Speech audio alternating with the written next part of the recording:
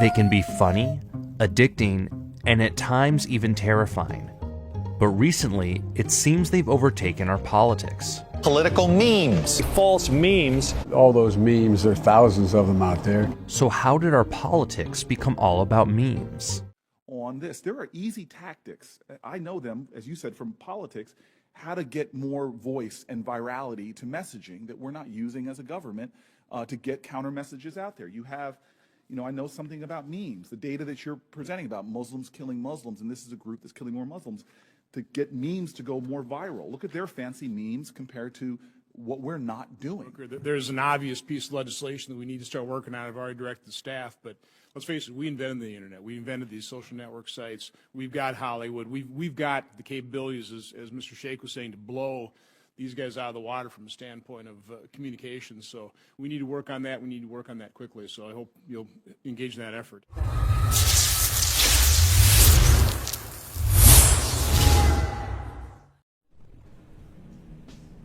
Welcome back, friends. Good to see you once again. Thank you for choosing to tune in to this latest installment of unwatchable content. Today's video, no one is going to watch.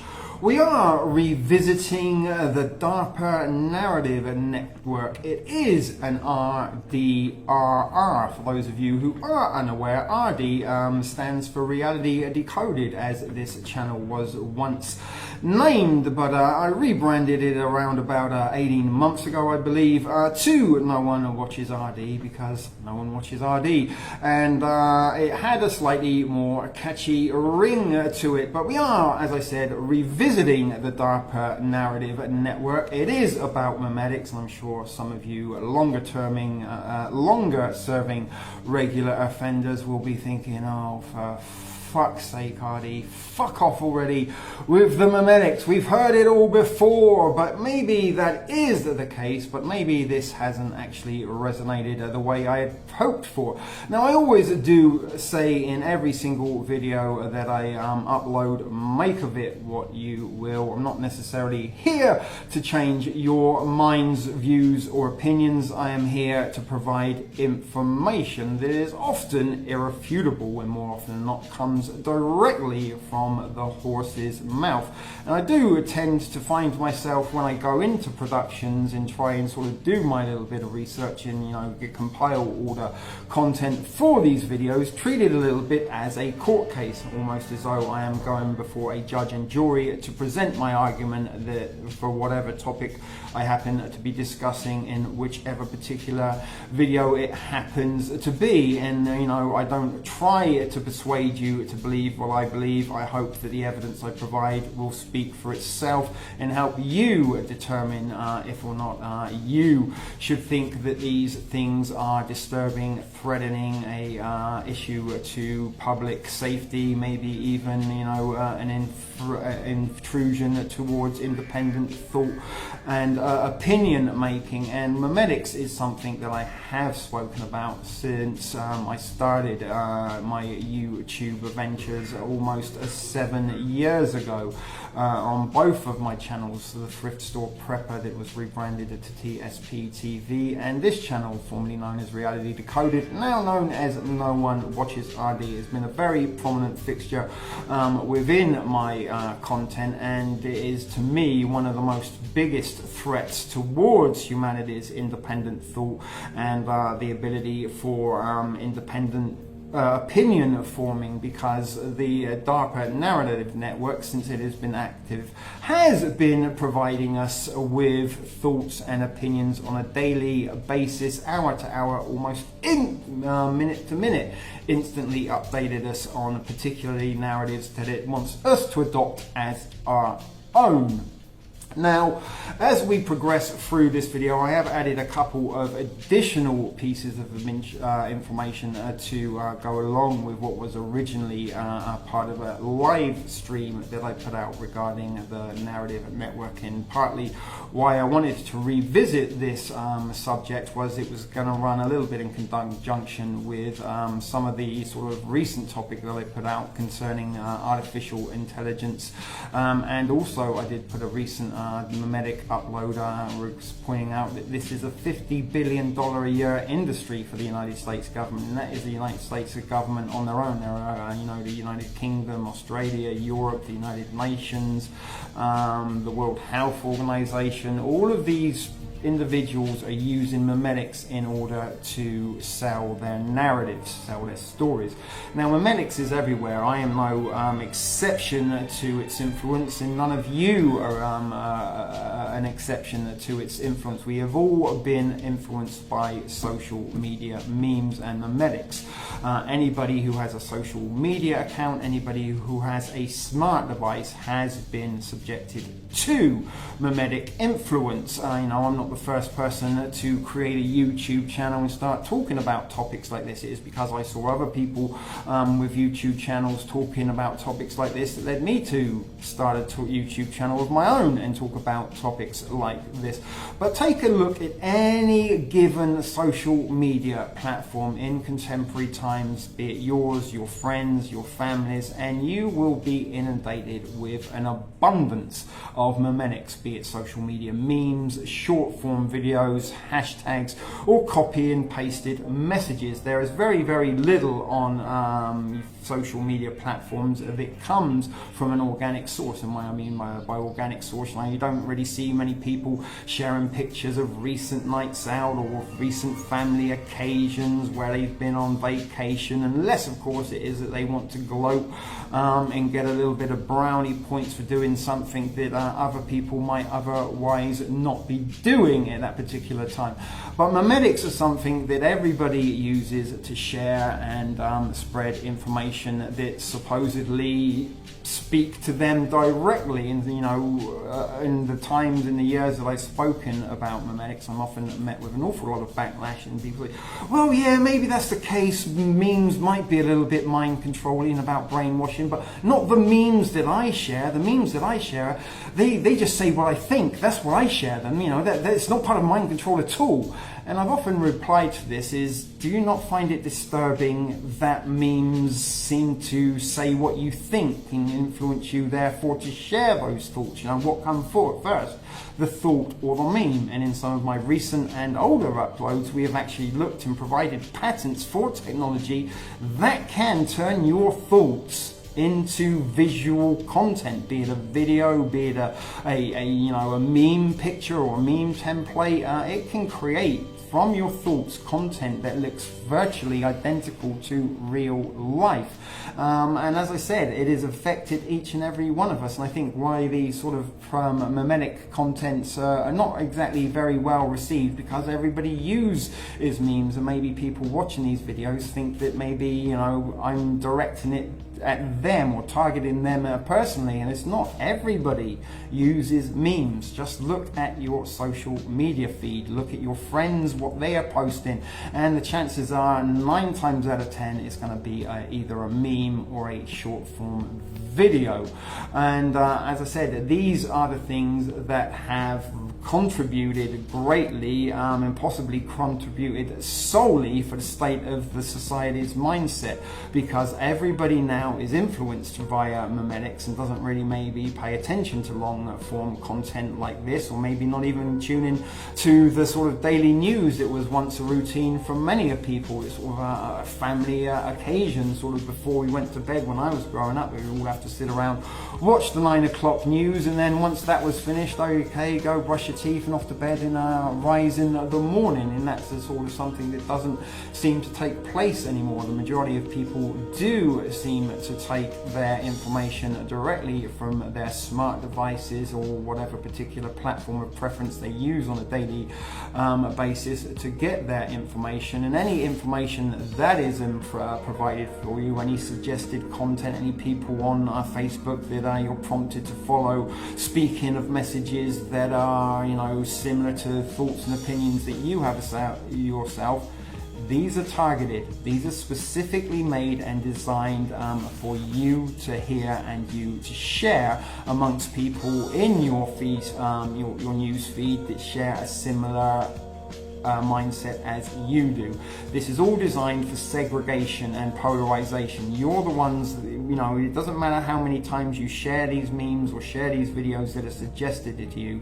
The only people that are going to see them are people that share a similar mindset. This is what Facebook groups in sort of, entertainment, news, politics, all this group and this cataloging in it. It makes it easier for AI to control and, record our reactions to what we're seeing. Is how we respond, how we react to content that we are presented with is what determines what content we continue to see.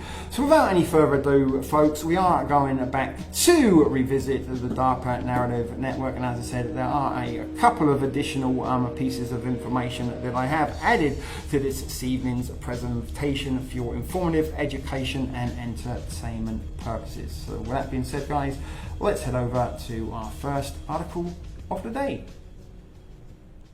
Right, so before we do get into previously streamed content, we're going to start out at Google AI mode, which was something that wasn't available when I initially made this upload, and we're going to see what the Google AI overview has to say about the Darpa narrative network. And it's taken this information from 14 sites and compiled it into a handy, nifty, bite-sized piece of information, and something you should never do is rely on AI overviews for your information.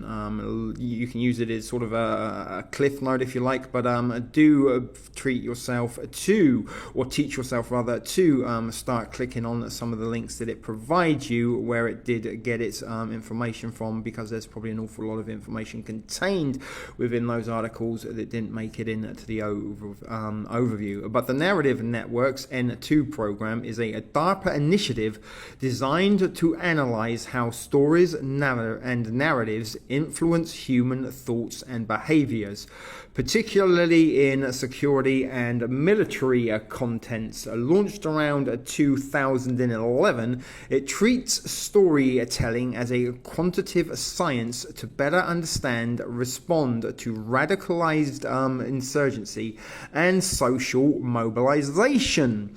Core research areas, the program operates across three primary research tracks: quantitative analytical tools, developing software to analyze the structure and spread of narratives in large-scale data such as social media and traditional news. Neurobiology and neurochemistry, examining how narratives impact the human brain, specifically measuring changes in hormones like oxytocin. Neurotransmitters and reward processing, to understand how stories build trust or trigger emotions. That reward process would be your thumbs up, your likes, your emojis, your created avatars that say 100% of those are things you possibly receive in return for sharing some of these provided memetics that end up on your social media feed, and in turn you share them to other people who are on your friends lists social media feed via them following you. And again, trigger emotions. Trigger is a word we've become very popular with, and it is a word that has become a modern day memetic. Trigger or triggered, something that goes obviously alongside Karens, another example of modern memetics and phrases that are introduced to us through memes and then adopted into modern lexicons. But triggering is something that is very much a part and parcel of MK Ultra programming. Again, this is something that I have a lot of content and information about on this channel, but that's stuff for you to go and check out and watch at your own leisure, although unlikely you probably will. But models and simulations, creating simulations to predict the impact of narratives on groups and suggesting how military doctrine might adapt to address these psychological influences. Now, models and simulations, those are your algorithms, folks. Those are the things that analyze and process you 24/7, and they determine what things you get to see on your news feeds, and they also share your behaviors, reactions, emotions to the providers of those memetics. But key objectives and applications: counter-radicalization, identifying people or groups that are vulnerable to extremist recruiting tactics and developing a counter messaging to prevent radicalization. They control both narratives, the official narrative and the counter narrative, and many of the counter narrative memetics have actually been adopted by the sort of community of people that you might like to label as truthers or conspiracy theorists, or something I like to refer to myself as alternatively informed individuals. But we've all been subjected to these memetics, and we're all guilty, if unwillingly so, of sharing them and adopting them as our own. But conflict prevention, understanding social mobilization to predict and mitigate violence before it occurs. Minority Report. So your personal algorithm can sort of observe your behavioral patterns and determine if or not you're going to go a little bit postal and take an AR-15 into a local school or shopping mall and start gunning people down, or if you're just going to remain passive and aggressive and sit at home ranting on your social media platform. But human-machine interaction, exploring systems like brain-computer interfaces, which are contained within Amazon Buds, those earphones that have become incredibly popular, as well as what's the other one? An EEG reader, patented brain weapons you didn't know about. It is a video I recently uploaded. You might want to check out for more information on that. But that can adapt a narrative in real time based on a listener's neural response. So basically, it can listen to your thoughts and in real time adapt the next sort of meme that you're going to see on your social media feed. It is that advanced and that fast, folks.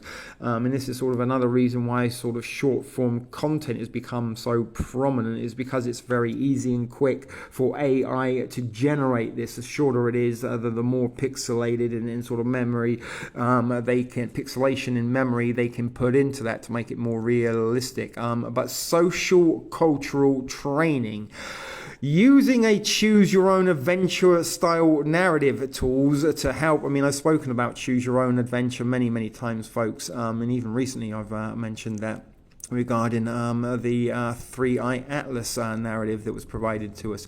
But choose your own adventure style narrative tools to help soldiers better interpret social cues and prevent misunderstandings in foreign environments. Now, another thing we've been saturated with, and possibly many people are unaware with, is A or B options. One prime example would be in the pandemic. Option A, get a vaccine, wear a mask.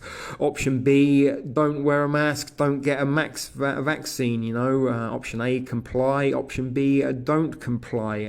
We don't really have many choices in some of the things that we select in life, because there isn't a third alternative, obviously.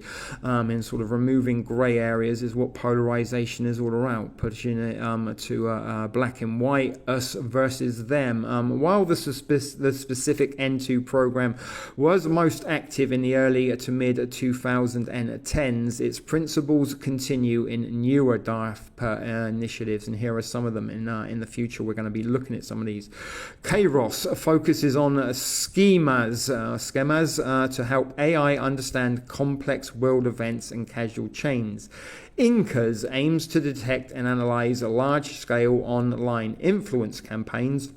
Modeling influence pathways, MIPs, investigates how disinformation flows between niche and mainstream platforms. Now, here are some of the websites that they used to compile that website, and we are going to go right now and check on that one there from the BBC. But before we do, let me just show you some of the other ones that they have compiled. And really and truly, guys, I do want to put is every one of these to this presentation, but we might save some of them for another day. And as I said, I'm doing this so you can see for yourself the articles that was contained within that AI overview that we just read. Now, as I said, I wanted to read that one from the BBC because it is a very, very interesting and a very well written article in itself. So let's click on that right now. And this actually is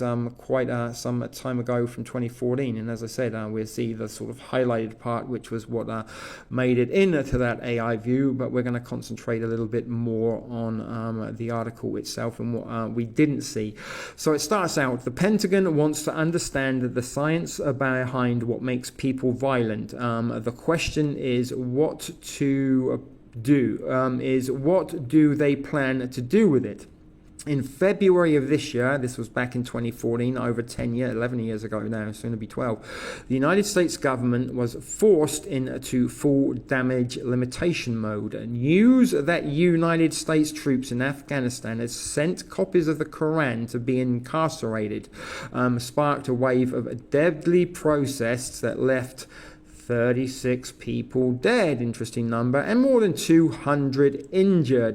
Despite an apology from President Barack Obama, this is how long ago this dates back to, and assurances that the burning was accidental, the public relations offensive launched a counter to the damage done to the military's reputation and stemmed the violence.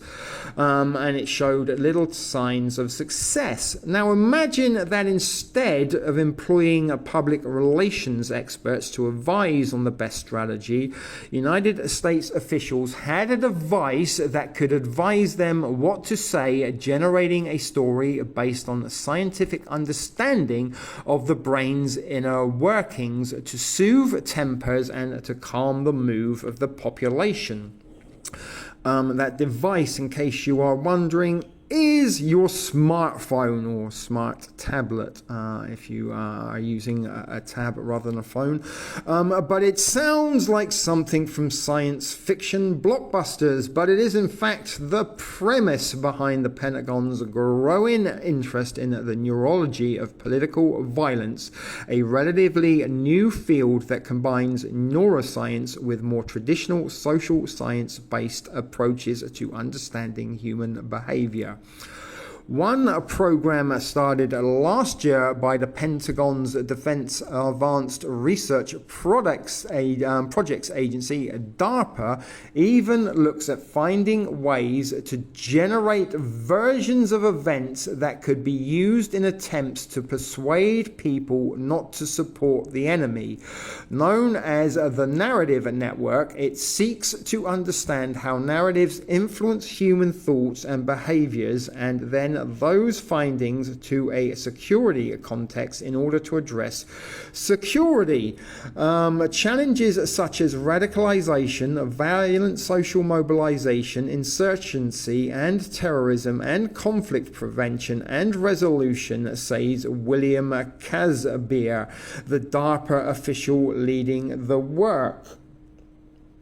The idea is very straightforward. Scientists have long known that narratives exert a powerful force on the human mind, helping to shape people's concept of individual and group identities, even motivating them to conduct violent acts. Some bloggers and people posting on Twitter have suggested that the Pentagon is seeking to evaluate brainwashing to a science.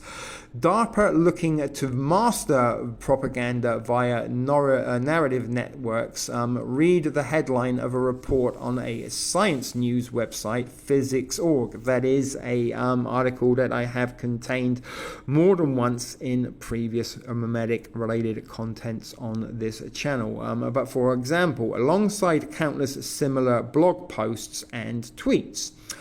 Those involved in the research disagree. None of the work we are doing, nor anyone else I know in the Narrative Networks group, is about increasing the ability of soldiers or sailors to kill people or to brainwash people, says Paul Zak, a professor at Claremont Graduate University in Claremont, California, who specializes in neuroeconomics and whose work has been funded by the Darpa program. So when they say they're not trying to do these things, that's exactly what they're trying to do. Dual purposes, folks. If they can influence people not to, they can in turn influence people to do so. But Zak and others see this type of research being used in the shaping of messages that shows the United States military in the best possible light. And again, this isn't just applicable to military purposes. This can also be applied to civilian purposes, political, influential campaigns, advertising, propaganda, you name it. This can be applied to it in the best possible light, such as highlighting its humanitarian work abroad. Is there a way to hold events that might publicize things like healthcare, public health factors for toothbrushing or for children, and you could give away 500,000 toothbrushes, he said. There could be things that help countries understand that most of the time what we want to do is get along with everybody. Sure they do. That's why the United States invades more nations than any other nation on earth. But Zak's work involves trying to understand how listening to stories affects the brain's natural release of oxytocin, sometimes called the trust hormone. Why are we grabbed by some stories and not others, he said. It just seems like a great question to ask.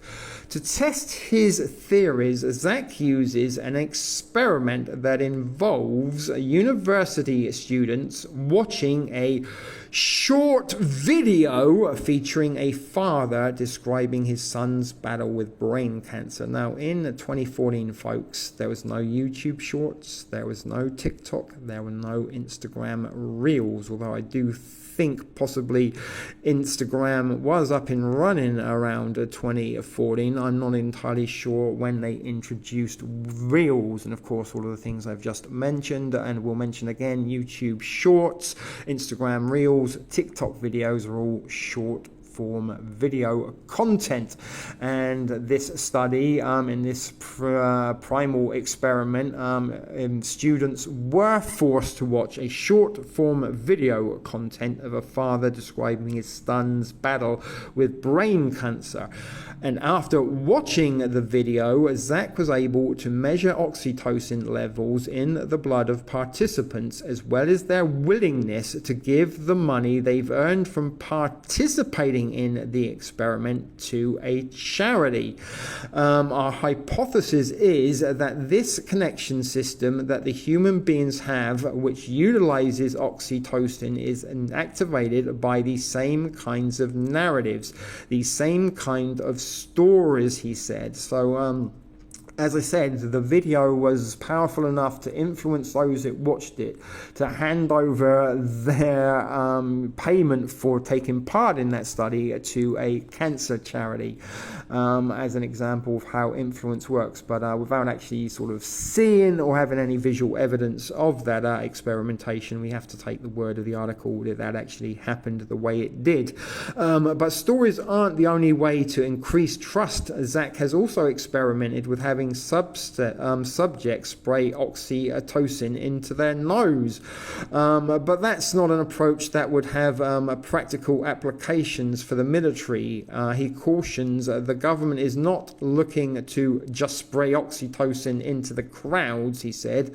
That first of all would be highly unethical and illegal. It wouldn't work anyway. You have to get a lot into the brain, and they've sort of also figured out that dopamine is a wonderful reward system for getting information shared and spread. But while Zak is focusing on oxytocin, other researchers working in the Darpa support are trying to understand understand the parts of the brain responsible for values and ideals. Emory University professor Greg Burns, a neuroeconomist, recently conducted an experiment that involved paying people to give up their fundamental ideals and beliefs.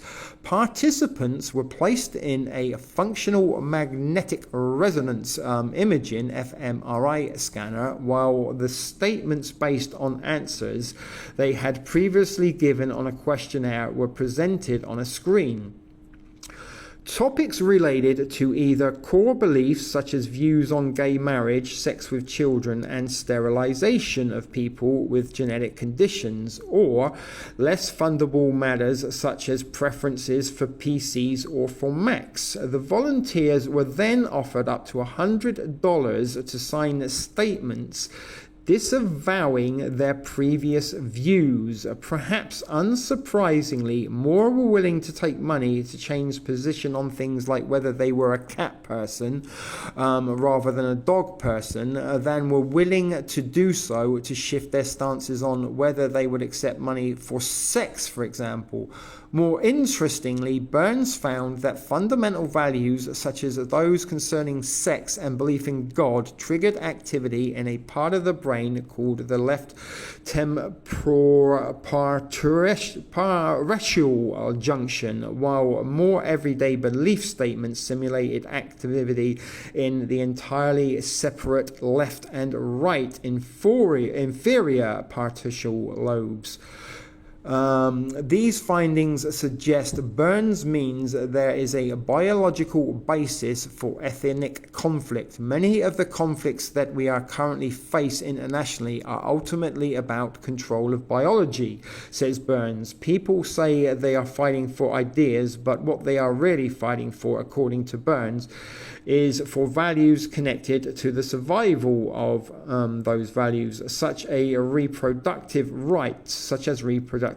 Things like religion are placeholders for that. What we are seeing is a very Darwinian struggle for limited resources, he said. Burns, like other researchers involved, says the Darpa program is about finding ways to stop people from fighting, not controlling them, but sort of finding ways to stop them from not fighting is essentially controlling them. It's a contradiction in terms in itself, but it's not about brainwashing people. It is about brainwashing people when they tell you it's not about it.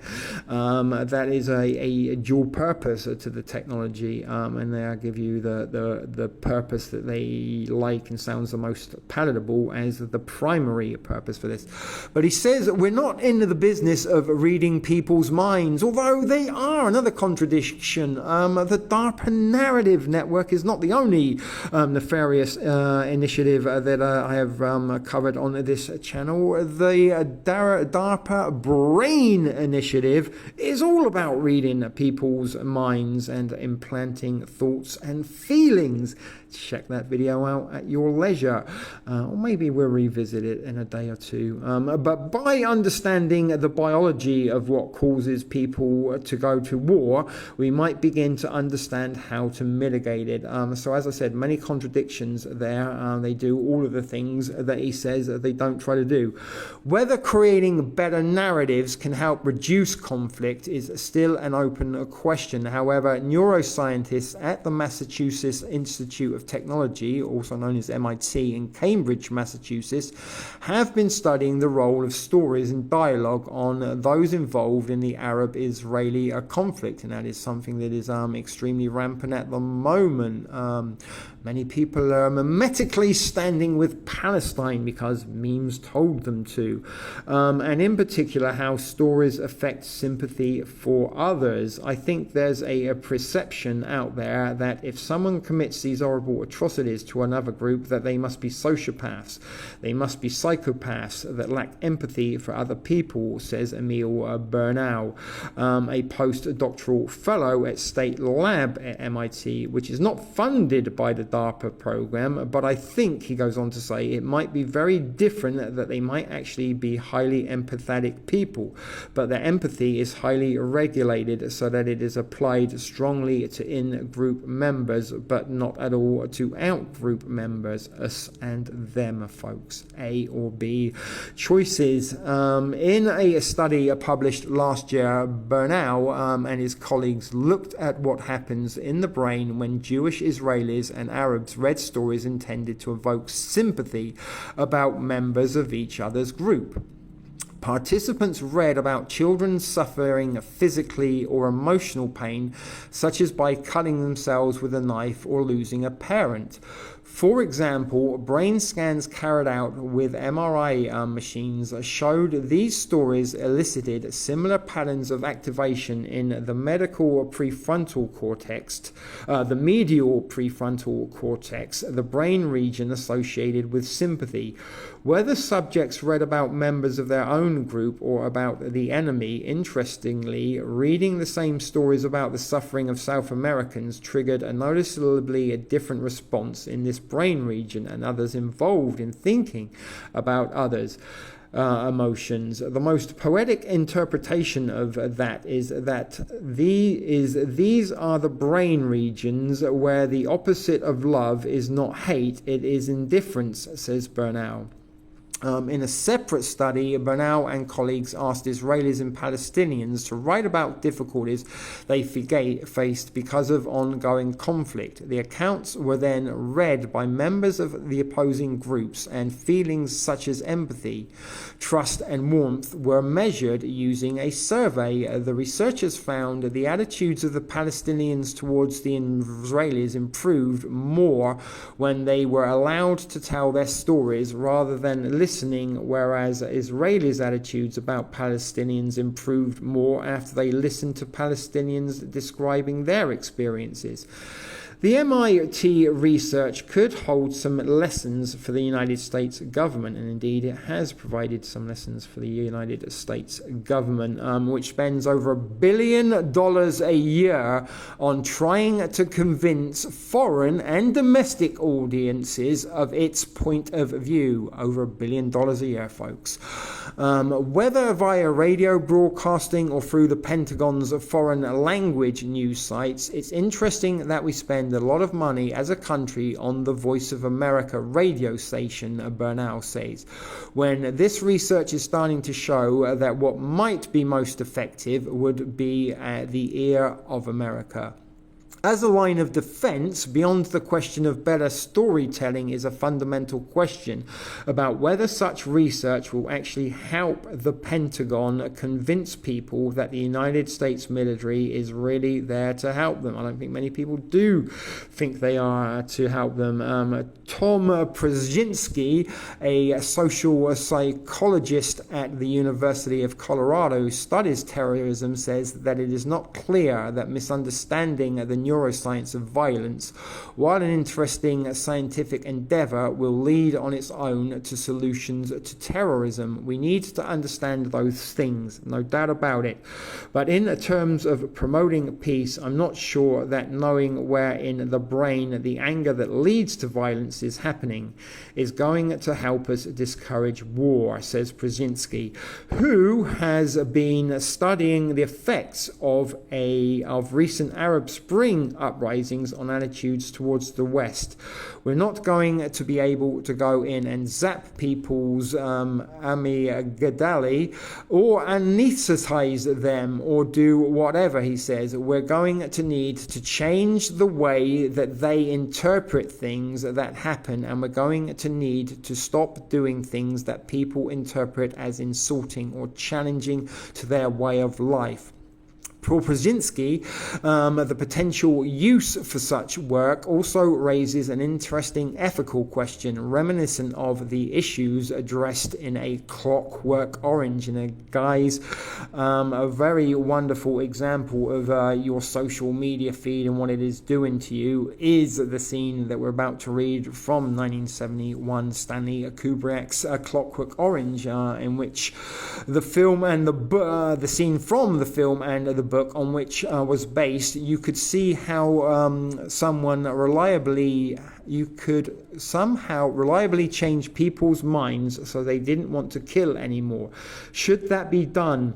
He asks, well, you're impinging on their freedoms in a way, but on the other hand, you're saving a lot of lives. So it's okay to infringe on freedoms if you're saving lives. Forgive me, my glasses have fogged up a little bit during the reading of that, if I made a bit of a pig's ear of it. But I'm sure some of you are familiar with that scene in A Clockwork Orange.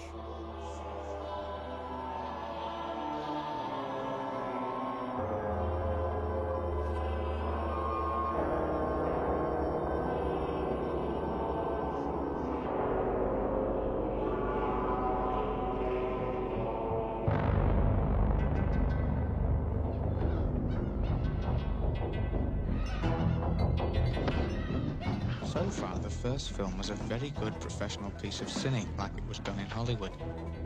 The sounds were real horror show. You could slooshy the screams and moans, very realistic.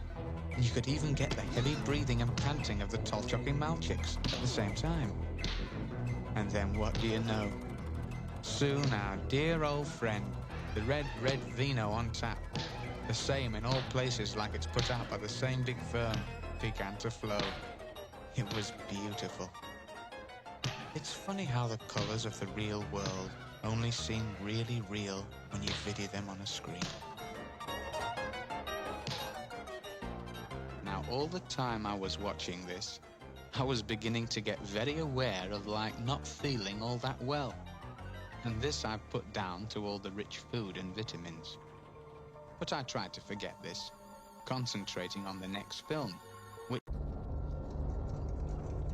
when it came to the 6th or 7th Malchick leering and smecking and then going into it, I began to feel really sick. But I could not shut my glasses. And even if I tried to move my glass balls about, I still could not get out of the line of fire of this picture. Get me up. I'm gonna be sick. Get something for me to be sick in.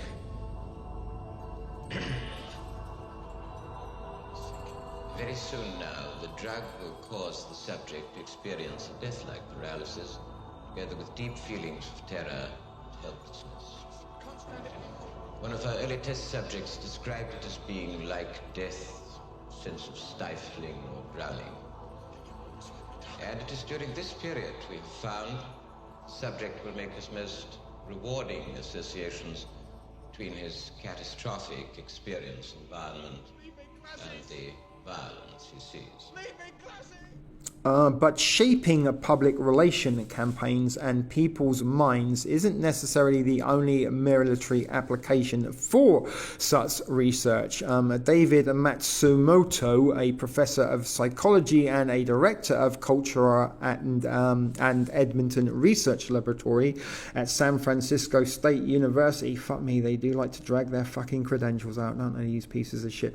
But he is being funded by another Pentagon initiative called Minerva to conduct scientific research on the role of emotions in inciting political violence. That is something we will be looking at another day, the Pentagon's Minerva initiative and Project, what's it called? Project Maven. Yeah, stay tuned. That's some more unwatchable content coming your way sometime soon on this channel. But Matsumoto and his colleagues were studying language and facial expressions used by political leaders to see if those can be used to predict future violence. And that's why we have a self-facing phone. It's not for selfies, folks. It's to observe us and watch us and see how we react to the things that are being displayed to us on our information rectangle, aka our smart device. I think that one of the most logical direct applications of this kind is funding this kind of finding and this line of research is to develop sensors that can monitor the words that are being spoken and or the non-verbal behaviors that are expressive of those emotions, as I said. This is why you have a self-facing camera on your smart device. He says the Pentagon's interest in his work, I think the development of sensors like that would be sort of an early warning signal or system to detect violence. Of course, some might question whether the vision of a machine that spits out storylines at the flip of a switch or provides an early warning, a motion sensor for war, is a blue sky dreaming. It isn't, folks. You're watching this video more than likely on the device that does exactly that. And that device was designed to do that. This smart technology was designed to deliver memetics in order to influence our thoughts, opinions, and behaviors into a controllable manner. Reed Montague, a neuroscientist at Virginia Tech Research Institute, sees the possibility of technology that could come into play in cases like the Korean burning protests in Afghanistan.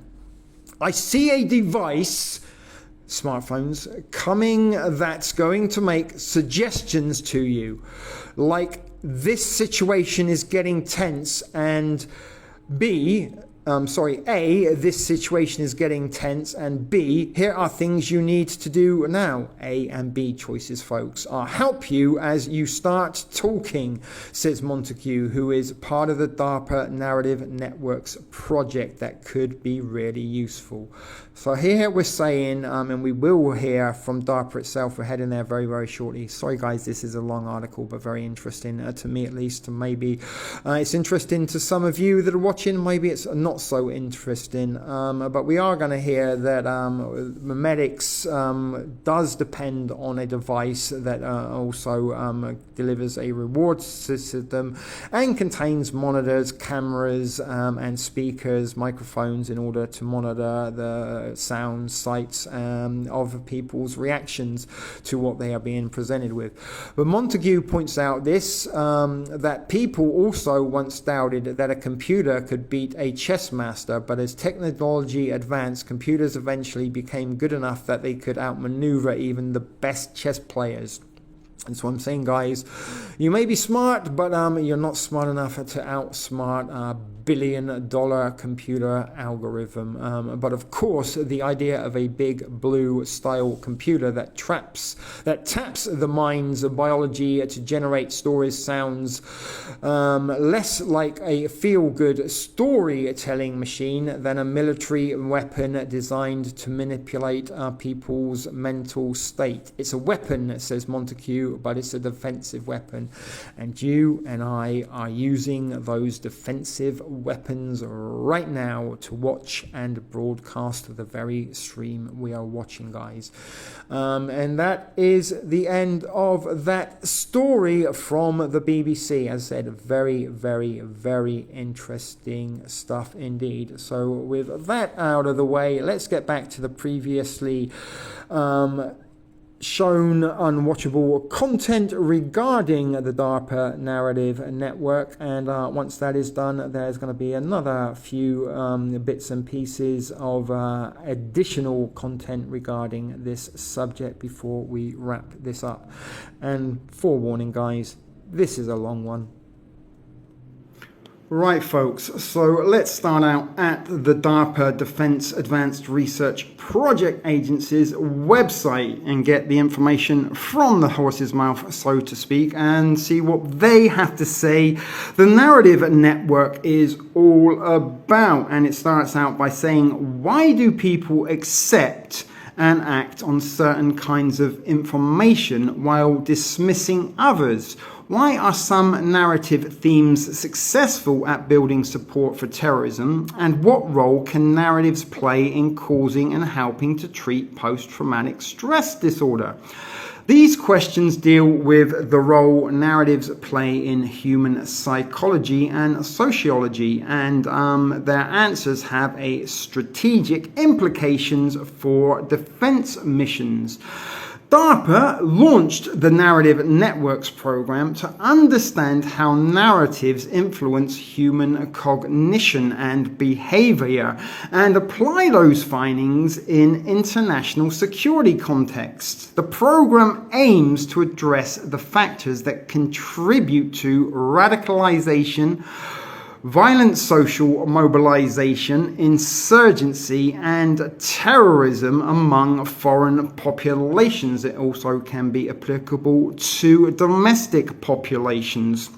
And the efforts are to support conflict prevention and resolution, effective communication, and innovative PTSD treatments. But narratives may consolidate memory, shape, and emotions, and they may cue heuristics and biases in judgment, and they also can influence group distinctions. To determine their influence on cognitive functions requires a working theory of narratives and an understanding what role they play in security contexts, and an examination of how to systematically analyze narratives and their psychological and neurobiological impact. Now, the Narrative Networks has 3 parallel tracks of research and development, the first of which is to develop quantitative analytic tools to study narratives and their effects on human behavior in, once again, security contexts. To analyze the neurobiological impact of narratives on hormones and neurotransmitters, reward processing, and emotion cognition interaction, and developing models and simulations of narrative influence in social and environmental contexts. Develop sensors to determine their impact on individuals and groups, and then suggest doctrinal modifications. So guys, to basically put that in layman's terms, in simplistic terms, algorithms are exactly what they are talking here, and algorithms then that are operated with artificial intelligence that in real time can analyze the impact of narratives to an individual, and then feed back that data that they have received in real time, once again, to something like the Narrative Network, where they can see exactly what impact they have on people. And the narrative influence it is something we've always sort of been very aware of. We always sort of talk about in terms of the official narrative when we sort of talk about events like a certain September Tuesday morning. And in recent times, narratives are very, very, very important to control. And there's the sort of official narrative and the controlled narrative, which we will look at in a little while, how that kind of works and operates and comes out of the same factory. But that is, as I said, the DARPA website. We got a little bit of information there, although not much information from the horse's mouth. But this is to sort of show and highlight to you that the Narrative Network is a real thing. It isn't one of those tinfoil hat conspiracy theories or one of those things that is being delivered to you via sort of TikTok influencers and hoping that that narrative will resonate with certain mindsets and then be repeated over and over again until we're for certain groups and demographics that will be accepted as the truth. But that's that for DARPA's website. We are going to go and have another look at something that gives us a little bit more information on just sort of how this operates and how this works and the sort of disturbing nature of it all. So stay tuned. We're coming back with another article pretty much right now. Okay, here at Physics.org, the article starts out by reading DARPA looking to master propaganda via the narrative networks, and this actually circulated in December of 2011, guys, over 11 years ago. So just look how much mastering of delivering propaganda DARPA must have learned over the last 11 years. but sometimes you just don't know whether to laugh or cry or be alarmed when hearing about what the boys in secretive backrooms are doing in the name of anti-terrorism or homeland security, or whatever they wish to call it. This time, it seems the Defense Advanced Research Project Agency, the semi-secret agency, charged with coming up with a new and cool ways to protect the citizens of the United States from foreign bad guys, wants to hire somebody to figure how vulnerable some people are to narrative, oral stories, speeches, propaganda, books, etc. that cause people to think, and then supplant such messages with better messages to head off the path that for such people might lead them to becoming a terrorist, controlling the narrative, seeing what people have got to say about things and then redirecting it to a more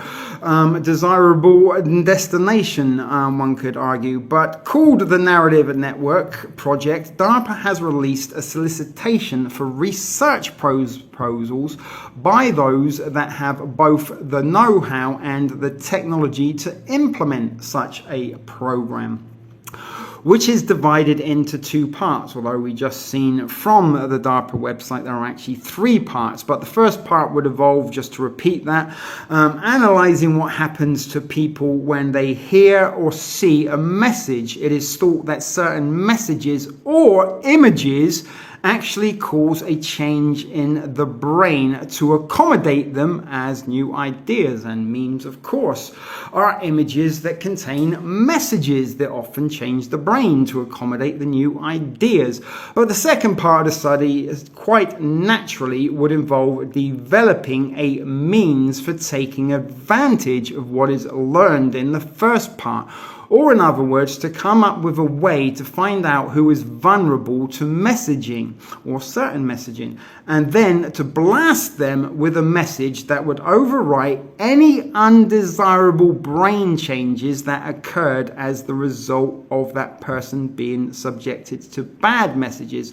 So they would behave themselves. How to change behavioral patterns and how to defeat your enemy through memetic warfare is to do just that, change the way they think and how they behave to a more desirable behavioral and thought pattern. But at first blush, such a program would appear to be as scary as all get. And after all, if our government gets its hands on technology that could reprogram people who have come to feel things the government doesn't like, it seems like a really a good way to control them, including its own population. On a second thought, though, as reality starts to kick in, it appears that while some research in this area might bear some fruit, it's highly doubtful that any such program would meet with with much success. After all, governments and other entities have been trying how to figure ways to brainwash people for thousands of years with very little to show for their efforts. I could sort of argue that they have probably got lots to show for their efforts. But on the other hand, the folks at DARPA seem to think that new advances in technology might have changed the game a little bit. Now, at the time this was written, 2011, smart technology, iPhones and Android devices were sort of relatively new and not exactly in the hands of every individual, as is the case now. They were sort of still quite sort of expensive and quite exclusive, and only sort of 1 in 10 people may have had a smart device, where some of us still had the old-fashioned flip type phones. But back to the article. New types of brain scans can, for example, show a brain being changed due to a received message. And highly sophisticated electronic sensing devices are able to pick up even the slightest of nuances in facial expression. Remember, we have facial recognition now bedded within our camera that is pretty much recording all the time. If or not you have disabled it, regardless, it is still there recording each and every time. And many people have the facial recognition as their security lock on their phone. They sort of flash their face and the phone unlocks. So, you know, again, bear in mind this is 11 years old, and how many things that sort of now are sort of common knowledge and have been accepted within the world of technology, and sort of all of this sort of technology does seem to be residing within our smart devices. But if the two technologies, the article continues to say, could be brought together, the thinking goes perhaps people could be scanned without their knowledge and found to be either vulnerable to messaging or already changed in some way by messaging from a suspect source. In such case, they could be targeted for specialized messaging that has been shown through research to be effective in overriding what has occurred in their unknowing noggins. Each phase is supposed to go for 18 months, though there doesn't appear to be any component of the project that calls for publicly publishing results found or describing product deliveries after completion. And that pretty much finishes up that article from Physics.org. But guys, listen to what they are saying, and you know, take into consideration how in today's society it's extremely hard to navigate any news feed without seeing memes of one variety or another. Now, not all memes are nefarious, not all memes are propaganda, but the vast majority of them are, and what they are being used to do, even if they do seem very harmless and obscure, they are in fact implanting the messages slowly and the programming, you know, piece by piece, until you're more subjected to the messaging that they want you to receive and what they want you to be programmed with and what they want you to have as your belief system. And, you know, we have artificially intelligent algorithms. We have our own personalized artificial intelligent handler that resides within our smart devices, and we sort of give it access to all of our inner secrets and inner knowledge through sort of creating Google accounts and agreeing to sort of terms and conditions on various apps that gives the artificial intelligent handler all the information it could possibly want to know us better than ourselves, and then relay this information to somebody like Darpa at the Narrative Network, who can then tailor-make specified memes that they can then target and deliver to individuals or groups of individuals. So that was Physics.org. It was a pretty short and sweet, but very much to the point article explaining exactly what the DARPA Narrative Network can do and what his intended purpose was. And again, this was way back in 2011 when smart technology and you know, Apple and iPhone were or Apple and Android rather were still very sort of brand new, desirable concepts to a lot of folks. But now everybody has a cell phone and you know, a smart device, if not multiple smart devices on their person or within their whole household that is ever recording, ever watching, ever listening to what we have to say, and can relay this information that can then target and tailor make our own personalized programming. And the way that they are delivering that programming in recent times is through memes, where we are going to go and look next. Right, here at Gang Stalking, Mind Control and Cults.com, we're looking at a very short, not really very informative article about a project for mind control coming out of DARPA, and this mind control project was working towards narrative disruptors and inductors. And we just heard all about the narrative network in a few years after its conception. This was an advancement, I'm guessing, in that research to work towards controlling the minds of the masses. But And the 28th of February 2015, Mind Control, the fringe towards narrative disruptors and inductors, was mapping the narrative comprehension network and its persuasive effects. And in July of 2013, internet rumors began circulating about a DARPA research project that aimed at controlling the human mind. An article published by Activist Post. It was stated by a whistleblower that revealed that a military mind control project at a major university was underway. And what if the government could change people's moral beliefs or stop political dissent through remote control of people's brains? Now, remote controls humans are something we have looked at previously in the past here at Reality Decoded, and it all kind of works all hand in glove and all together in the mass manipulating of the mindset.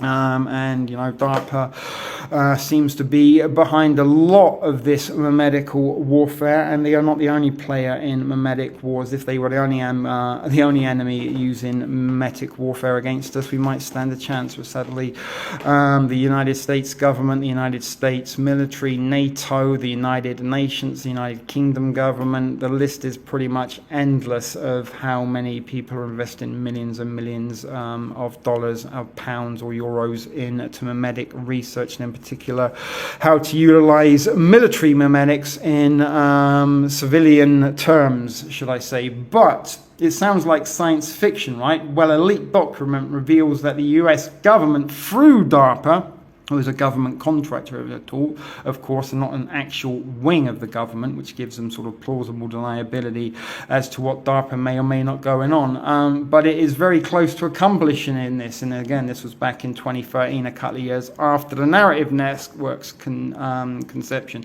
But Activist Post was recently contacted by a whistleblower. No one necessarily is blowing whistles that ain't meant to be heard, so take of it what you will, and maybe add a pinch or handful of salt to your discretion as to what you make of this article. But he was working on a secret ongoing mind control project at DARPA, and the aim of the program is to remotely disrupt political dissent and extremism by employing transcranial magnetic simulation, the sort of thing that can be simulated from your cell phone, I'm pretty sure, in tandem with a sophisticated propaganda based on this technology. TMS stimulates the temporal lobe of the brain with good old electromagnetic fields. Another topic and subject we have spoken greatly about. I think most recently would have been in an upload titled Havana Syndrome. Go and check that out.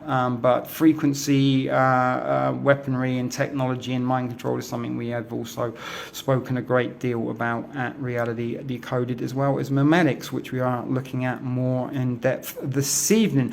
But the program conducted by the Center for Strategic Communication is based at an Arizona State University, and the DARPA funding for this project can be confirmed on the ASU website, and there's a link to click on so you can get that confirmation.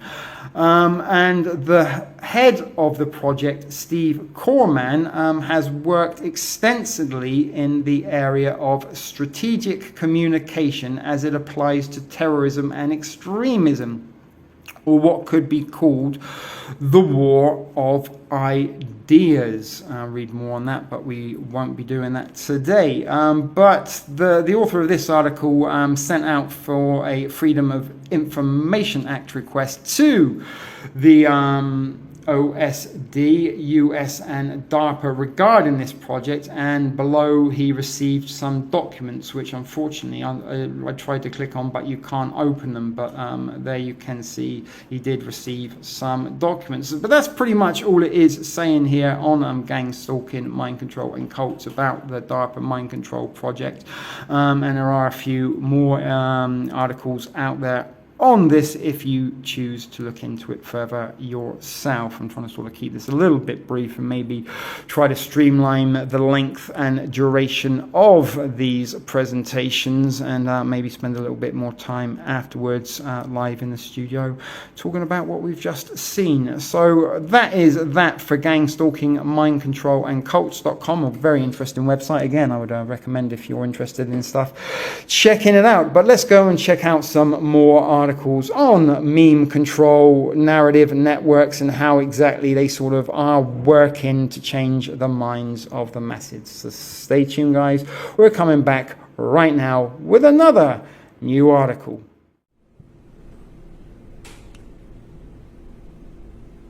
We find ourselves here at LinkedIn.com to read an article from 2018 that reads Memes That Kill, the Future of Information Warfare. Now, this is a slightly longer article than the others that you'll see in this presentation, but this one actually contains the most information, does give us a little bit of a deeper look into the exact sort of goings on and how memetic warfare, military memetics truly works. And by the end of it, you may kind of start to see the darker nature of memes.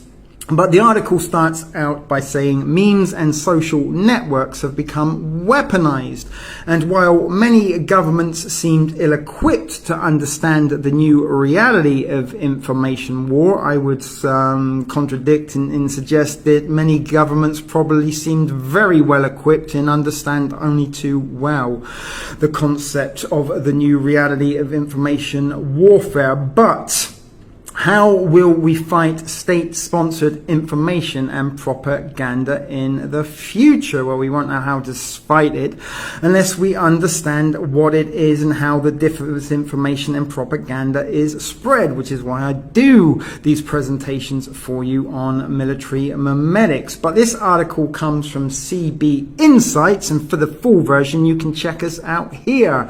Unfortunately, to get the full version, you do have to register and subscribe to their news list. But back in 2011, a professor with a background in robotics presented an idea that seemed radical at the time. But after conducting research backed by Darpa, and the same defense agency that helped spawn the internet, good old Dr. Robert Finkelstein proposed the creation of a brand new arm of the United States military, a meme control center. In internet speak, the word meme often refers to a amusing picture that goes viral on social media that contains a message in text with it. But more broadly, however, a meme is any idea that spreads, whether the idea is true or false.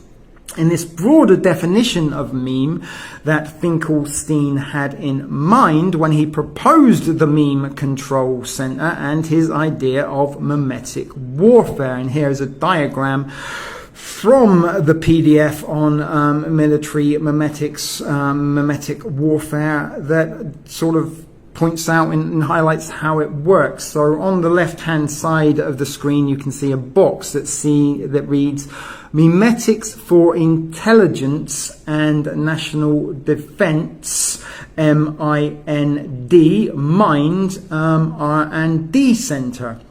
Then those memes get sent over to a meme control center, who then delivers them down the chain of command to a meme control officer, who may well be an artificial intelligence supercomputer with billions of algorithms at its disposal to create the exact desired content that will gain the desired reaction.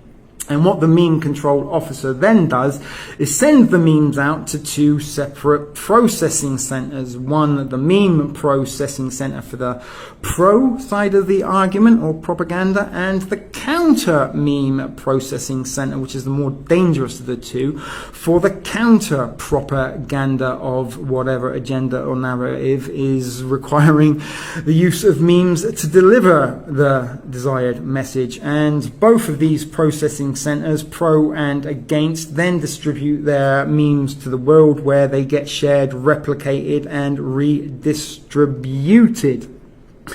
And it says there that that was taken from the PDF of Military Memetics. But basically, Finkelstein's Meme Control Center would pump the internet full of memes. And you can't deny, guys, that each and every day that you use your social media platforms, whatever they may be, you are going to come across a meme or two. They are literally saturating the internet. And I would go as far as to say that certainly social media platforms are the battlefields for memetic warfare, and they are the main delivery system for the messages contained within memetics.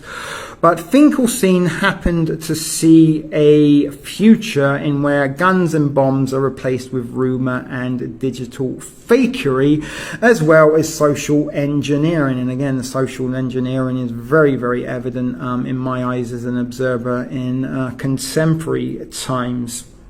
But here is another little graphic from that PDF on military memetics that shows you the tipping point, and it says here that the rumor is the most contagious of all social messages, and social media is ripe for the spread of rumors. And once upon a time, tabloid newspapers and maybe magazines, morning shows on TV were sort of fueled and generated purely by gossip and hearsay.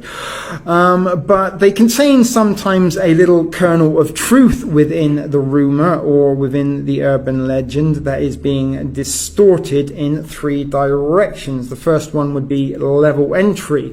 And this is sort of for the very, very basic minded, I guess, that don't really want to do sort of more than just press share or retweet. And this will leave out details essential to understand the true meaning of the incident or the message, but provide a very, very, very tiny kernel of sort of factual truth to it. The second way that they do these things is to sharpen the story, i.e. make remaining details more specific, so sort of highlight the part of the message in that they really, really want to sink in to sort of the next level of meme troops that are sort of being created via social media, depending on how much of this propaganda in memetics that they truly absorb. And the final sort of third wave of this is to simulate the story, i.e. to change the story so that it makes sense to those spreading the rumor. So pretty much you sort of tailor make and design the tailor as the story as you evolve it. So you sort of provide the initial means, and depending on what is responded to the most or how people are reacting to certain things, then you can continue to sort of tailor make the story in that desired direction. Again, saying that it was taken from the tutorial on more military memetics back in 2011. Fast forwarding 7 years to the time this article was written, Finkelstein's ideas do not seem radical at all. In fact, they seem very far-sighted. The 2016 US presidential election was shaped by a volatile mix of fake news, foreign meddling, and doctored images, as well as massive email leaks and even a cartoon meme in the shape and form of good old Pepe the Frog.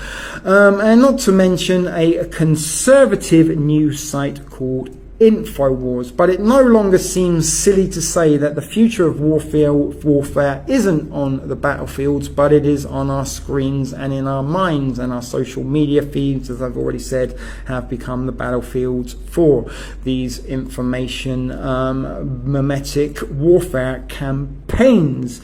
But military and intelligence agencies around the world are already waging secret information wars in cyberspace, and their memes are already profoundly influencing public perceptions of truth, power and legitimacy, and even more so in contemporary times of 2022, where it seems memes are in fact the main source of the majority of social media users' information, and the majority of social media users influenced by these memetics have become what I like to call memetically educated, that nearly all of their education comes from memes and not necessarily their own individual research. And thought implantation, monkey see, monkey do, is a sort of simplistic sort of version or way of saying what memetics and memes truly are. But this threat is only intensified as artificial intelligence tools becomes more and more widely available. And, you know, bear in mind, guys, that the device that you're probably watching this stream on, as well as the device I am recording this presentation on, contains our own very personal artificial intelligent handler that kind of knows us better than we knows ourselves, knows every sort of little inner secret and idiosyncrasy that makes us us, and with that information contained within the metadata that it builds up from each and every individual that it is data harvesting, it then can create and tailor make information, misinformation or propaganda that it knows damn well you are going to react to and is going to titillate your fancy. But consider this, folks, a political bot army or fake user sock puppets. And fake user sock puppets would be sort of real people who are pretending to be something else. They might just sort of create an account that shares memes. They might sort of create an account or a platform or a channel of their own where they deliver memetic messages in the form of you know, a video or a live stream. I can assure you guys that is not what I am doing. I'm not a sock puppet. I'm not a fake user. I'm as independent and as real as I like to think that they come. But these bot armies and these fake user sock puppets are targeting social media feeds to computationally, I hope I'm reading that correct, spread propaganda. And again, sort of something that's very popular, certainly on Facebook, are little sort of social groups of popular or shared interests. I myself run hundreds, but quite a large amount of groups on Facebook with quite a large amount of members in that groups. But a group on Facebook, for example, can be very, very easy to sort of target in demographic. If it is about prepping, for example, you can send some AI bots or fake users into this group to pretend to be preppers and maybe sort of eventually start spreading disinformation. But back to the article. Online, the truth between, or the line between truth and falsehood is looking extremely fragile and as thin as a wafer-thin rolling paper, and as artificial intelligence researchers develop technologies that can make undetectable fake audio and video in pretty much real time, so to speak. But within a year, so judging by this article written in 2018, that by 2019 it will be easy, extremely easy, to create high quality digital deceptions whose authenticity cannot easily be verified. Below, we detail the technologies, the tactics, and the implications of the next generation of war. And this warfare, guys, is being carried out in real time, in real life, on our social media screens, and many millions, if not billions, of social media users worldwide are being subject to the frontline battlefield and the memetics and the propaganda that is being delivered on the pro or the against side of the argument.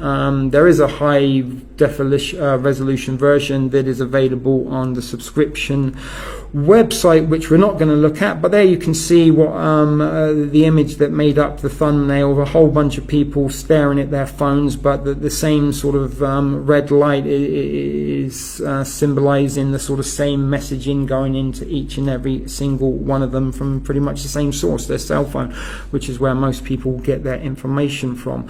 Apologies guys, this is a little bit blurry. As I said, this isn't the high resolution version I hoped that I could have used for this presentation purpose, so forgive me if I don't have the ability to read all of the words on the screen with the utmost of ease, because my eyesight isn't exactly great to start with, in sort of having to read blurry, squiggly writing through squinted eyes isn't the most of easiest thing. But the first wave of military memetics is a period of reconnaissance, which is what I kind of sort of believe the last couple of years has been, in particular the sort of earlier days of the lockdown, when everyone was sort of put into self-isolation, self-quarantine, was separated from society, from loved ones, from jobs, families and friends, such forth, in sort of kept company only by their artificial intelligent phone. They probably were spending most of their time on social media platforms.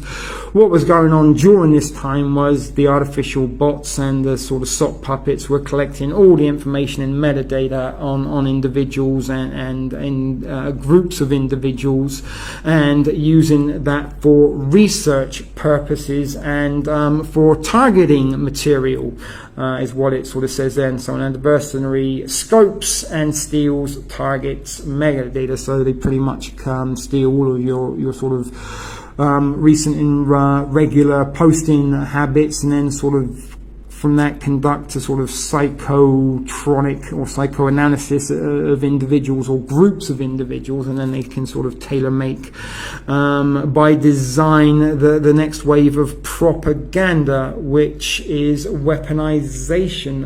As I said, I can't really read the words before we get down to the weaponization, but once the adversary has all this metadata, it then uses the metadata to create a psychographic profile or psychographic profiles that will be shared by many of these sock puppet fake users or programmed into the artificial intelligent bot armies that are then going to go out and deliver that message in the memetics. And weaponization is when artificial intelligent embedded editing software is used to generate malicious fake video and audio content, as well as fake and malicious memes that sort of like still videos. You get a picture and you get some words to read that obviously aren't read for you, but they become weaponized, and they either promote the pro side of the narrative or agenda, or they promote the counter side of the narrative and agenda.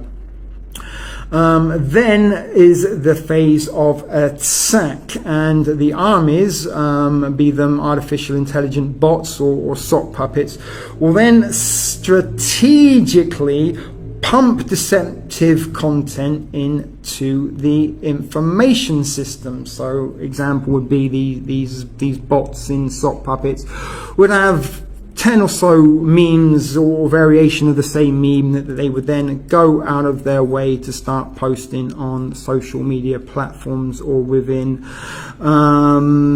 groups on Facebook, or delivering them via shills that are reading from the same script. But once they saturate the information platform or whatever social media site that you use of preference with the messaging, there's sort of no escaping whether or not you're for or against it, or have no thought whatsoever. You are going to encounter this propaganda on your news feeds, whether you want to or not. And there you can kind of see a drawing of an individual that's all very confused, looking at his phone screen, and sort of on that phone screen you can sort of see an individual that is delivering the message that is desired.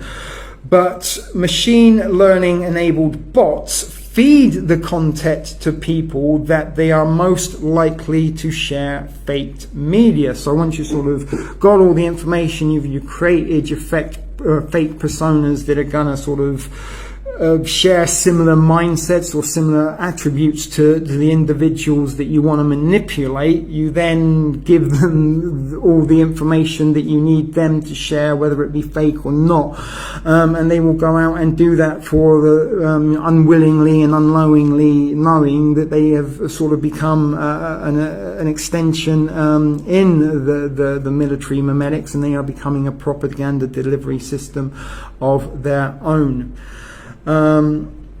The infection is when it has become saturated on the social media feed, and more people are seeing it and absorbing it as truth or as fakery, depending on how they see the narrative in their own personal eyes, or within the eyes of the sort of hive mind that they are creating. I mean, it's a little bit kind of like an example in Star Wars, the prequel movies, when you had a pre-programmed clone army that was fighting a droid army that was artificial intelligent and controlled from a centralized computer. All of them had exactly the same ordering and programming within them, and they all behaved exactly the same to one another, and both of them, of course, were controlled by Palpatine, who was pulling the strings of both sides of that conflict, which is very much the case now. The same hands pull the strings to all sides of global wars, and in this particular case, information wars. But the social news feeds, as I was saying, enable the widespread sharing and viewing of deceptive content. And again, it doesn't matter if you share it, or agree with it,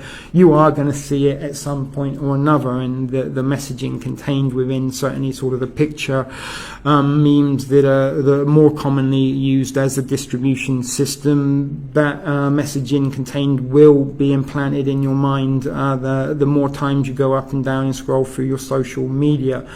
But stage 5 would be the destruction, and once the disinformation has run rampant online, eroding society's trust in institution and global leaders, and thus leading to chaos, confusion, and to even rebellion, which is why I think they're sort of counting on the end game of this particular memetic warfare campaign that we are contemporarily living in, is that many people have been subjected to the messaging in the pro or against memetics will eventually become sort of radicalized and rebellious, and may even take to all the sort of streets to fight against each other, very similar to the battle droids of the Trade Federation and the clone army of the Old Republic, while the perpetrators will sort of just sit back and watch the events going on and eventually reap the benefits. And again, once the sort of clone wars ended within the Star Wars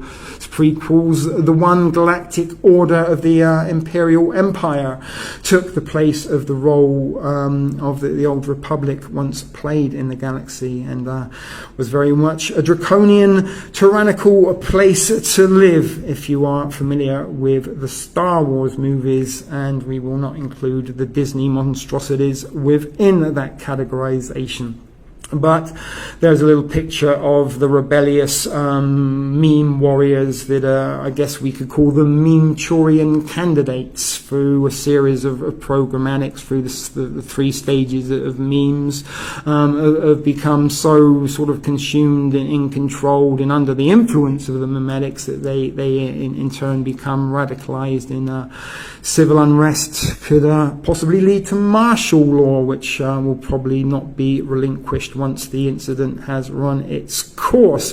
But if you were sort of building a one world order, and you were working on a depopulation agenda, what sort of people would you want in your one world order? Would you want problematic, non-compliant, questioning everything government has to say types, or would you want compliant, would do anything we're told types to live there? I know who I would be choosing. I certainly won't want anybody that would question my authority in my own personal one world order. And maybe this is a selection process that the sort of more non-compliant, non-vax anti-vax, anti-maskers will essentially find themselves being rounded up because they've openly shared this content on their social media feed. And once it's on social media feed, it sort of can't be unseen, and this can and could well be used as evidence against them, and certainly in contemporary times when the United States government has categorized conspiracy theories and talking about anti-government agendas,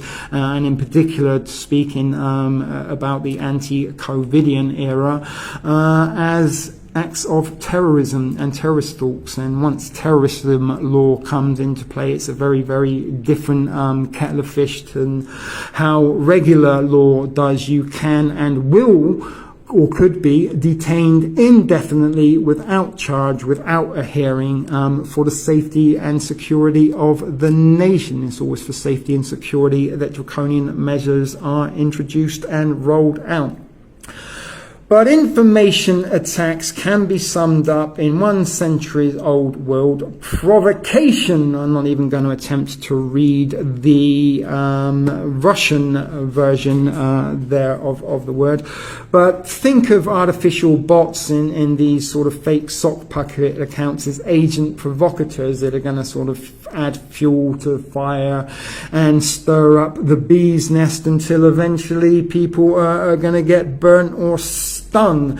And it is an act that is said to have been practiced by spies in Russia in the Tsarist eras, and provocation describes staging of cloak and dagger deceptions to discredit, to dismay, and to confuse an opponent. And there's a lot of discrediting, dismay, and confusion in contemporary times concerning the COVIDian era and all that else that has been going on under the umbrella of the pandemic. But the drums, banners, and gongs of sun-seas warfare, added by information technology, may now have evolved to the point where control can literally be imposed with little physical violence, pretty much imposed with a flick of a switch, I guess, or the click of a mouse, or the tapping of a touch-sensitive screen.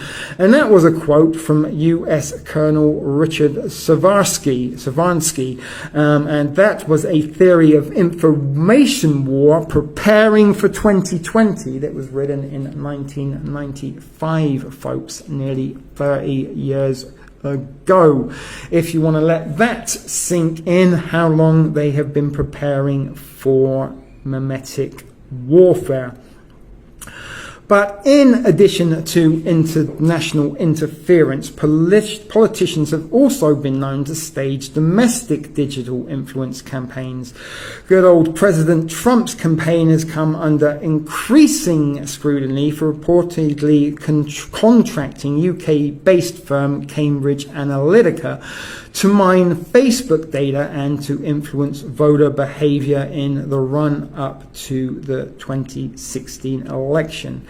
However, we focus on cases of a foreign adversary attacking another country as opposed to the domestic influence campaigns, and it can work for either or. And both, but on a state-sponsored acts of information warfare is what they are kind of basing their research on. And a table of contents below gives you some links to some further information on this subject, and sort of how these things work, which we're not going to click on now because this will take forever and a day to get through. But the rise of digital information, the article continues to say, how did we get here? It questions. Generally, information wars involve two types of attack. One would be acquiring sensitive data and strategically linking it, and or waging deceptive public influence campaigns, which is pretty much what's going on in today's time. Both of these are playing out in real time on your social media feeds. If you were to step away from this presentation and go to your social media platform of preference, you probably will see it right now going on as we speak. But both types of these attacks have made waves in in recent years. In one of the most notorious examples, Russian agents staged information attacks intended to influence the outcome of the 2016 presidential election in the United States, and Russian cyber troops reportedly hacked and leaked sensitive email communications from the Democratic National Committee.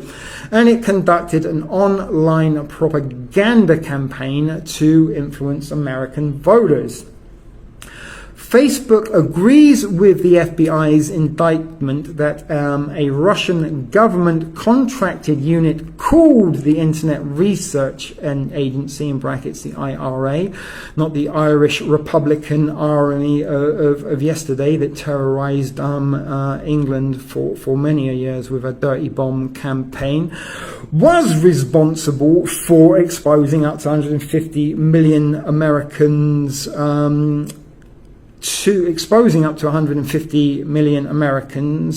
2/3 of the electorate, to foreign propaganda via the social media platform.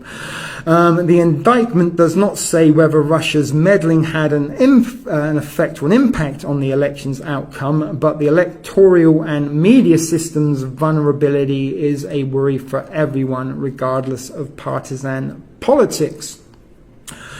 Of course, not all leaks are clear acts of war. In some cases, leaks serve as a stepping stone towards accountability and to transparency, as it is now considered the case with the so-called Pentagon Papers that revealed the extent of the US secret war in Southeast Asia. Essentially, leaks are a grey area. Each leak must be examined on a case-by-case basis before it's declared an act of war. And I've said before, nothing leaks that wasn't meant to, and nobody blows whistles that are not meant to be heard. They are all playing a part and all have a purpose in the grand agenda. But targeted disinformation campaigns, however, are not a grey area. They are malicious and they are corrosive, and they are once again playing out in real time on a social media platform near you. These attacks, including disinformation, propaganda, and digital deception, are the focus of this research. And in recent years, information attacks have materialized quickly and can spread very, very rapidly via social media. 4 years ago, the World Economic Forum, good old WEF, always having their fingers in all the pies and all the agendas, it would seem, named the spread of misinformation online the 10th most significant trend to watch in 2014, and in 2018, events like Russian election meddling confirm the systematic state-sponsored deployment of digital information / digital disinformations by a foreign adversary. In other words, between a 2-year period, 2014 to 2016, a bad actor's ability to manipulate information on the internet went from barely being a top 10 concern among thought leaders to likely having a direct effect on the American democratic process. 2022, 6 years later, it is having a direct effect on the minds of the masses around the globe concerning the COVIDian crisis. Whether you're for it or whether you're against it, there's a very good chance one way or another you have been influenced and affected by a form of memetic propaganda designed and tailor-made for this particular crisis. And most of the narrative of the crisis is delivered in modern times via memetics on social media platforms. So not only American electoral campaigns can be influenced by memetics, the entire globe can be affected and influenced by them, as is the case in today's time. Russia is not only the only country responsible for distorting public opinion on the internet. A university study found instances of social media manipulation campaigns by organizations in at least 28 countries since the year 2010. One can only wonder just how many countries in 2022 are having these social media manipulation campaigns carried out in real time.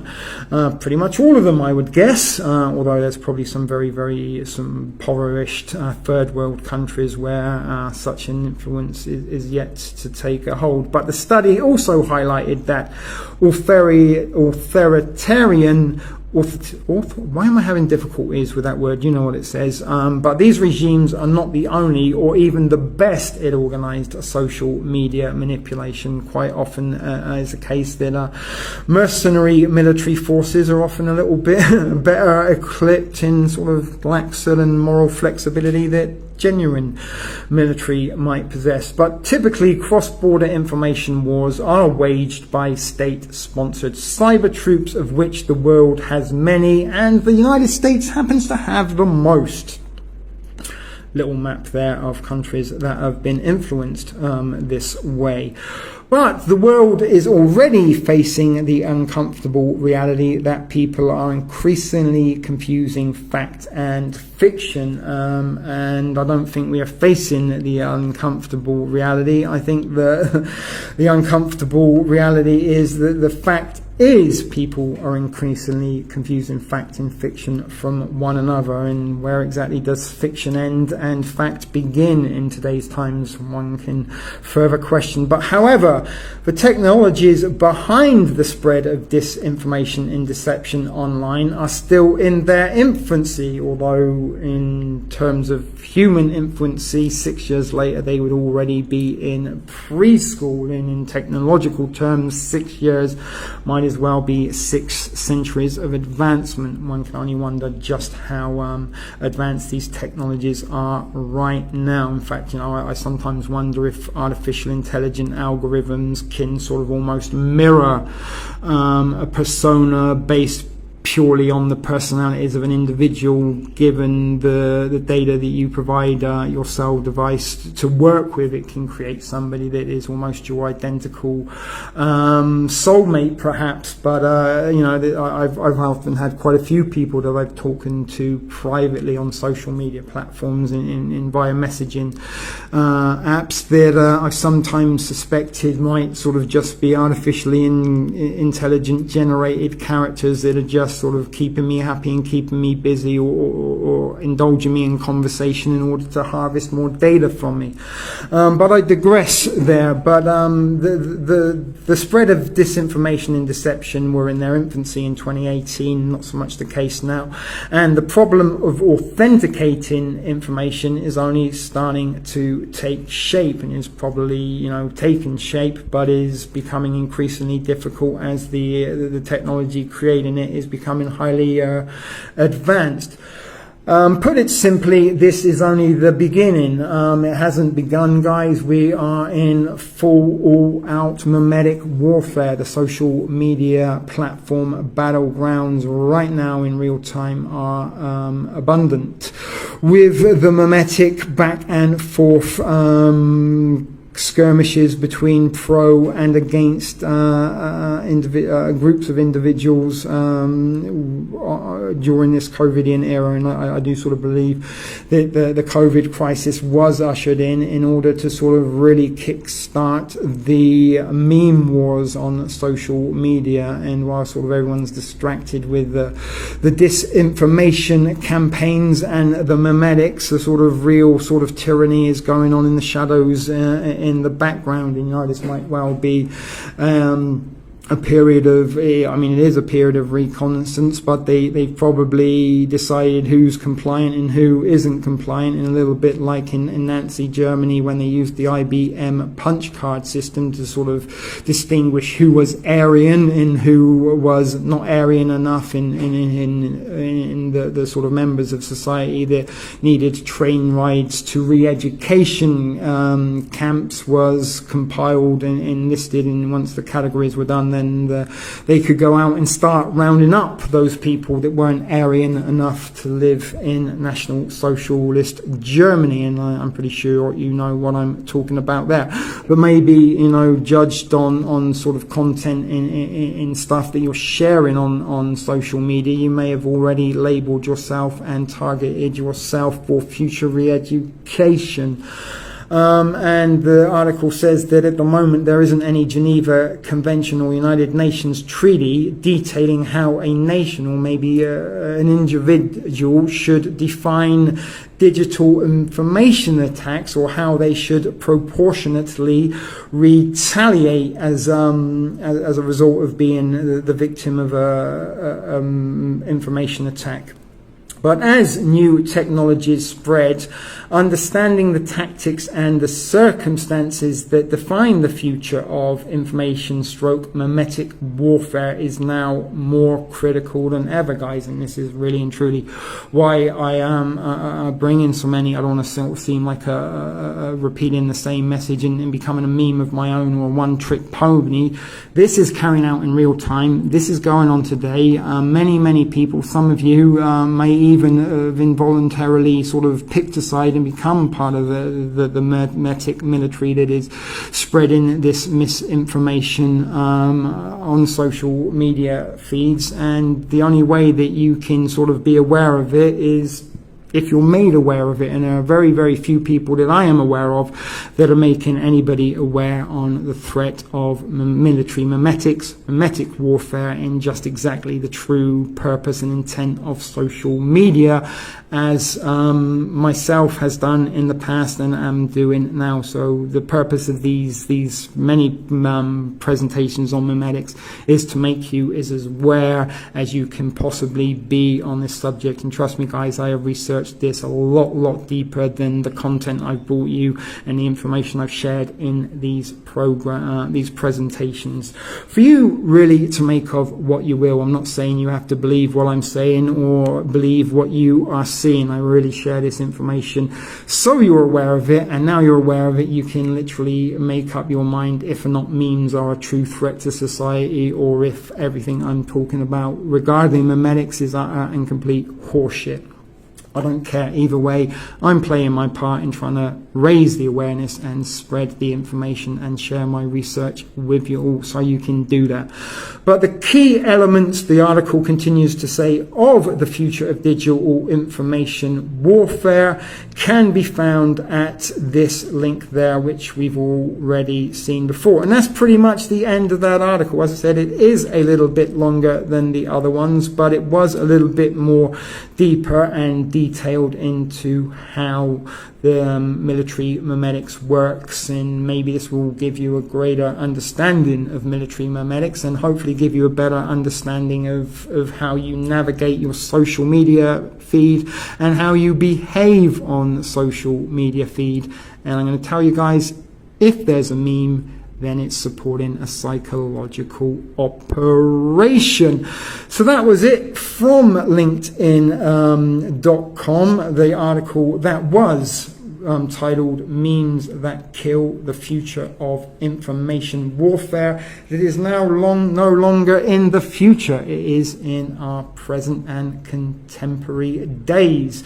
That was this guy, this article wrapped up. There is a little bit more to look at before we do wrap this up. So stay tuned, guys, because the next article is coming up right now. Right, guys, so here at aspstrategic.org, the article reads, How Memes Are Becoming the New Frontier of Information Warfare.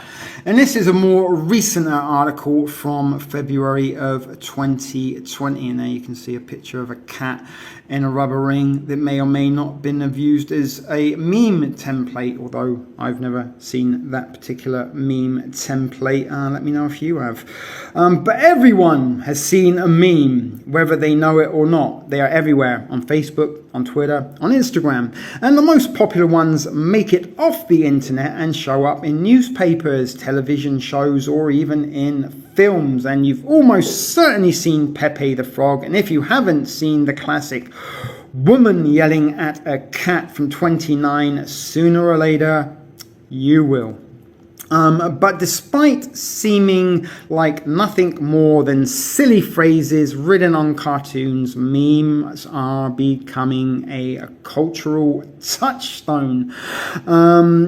And it was only recently, actually, that a very, very good friend of mine, very dear friend of mine, who is very much in the conspiratorial mindset, as of myself and possibly some of you, happened to share a meme that we're looking at now. And you can sort of see that the message of the meme is, we're just a bunch of adults sharing memes 24/7 a day. And once I saw her post this meme, I sort of posted in the comments, do you ever stop and ask as to why that is exactly?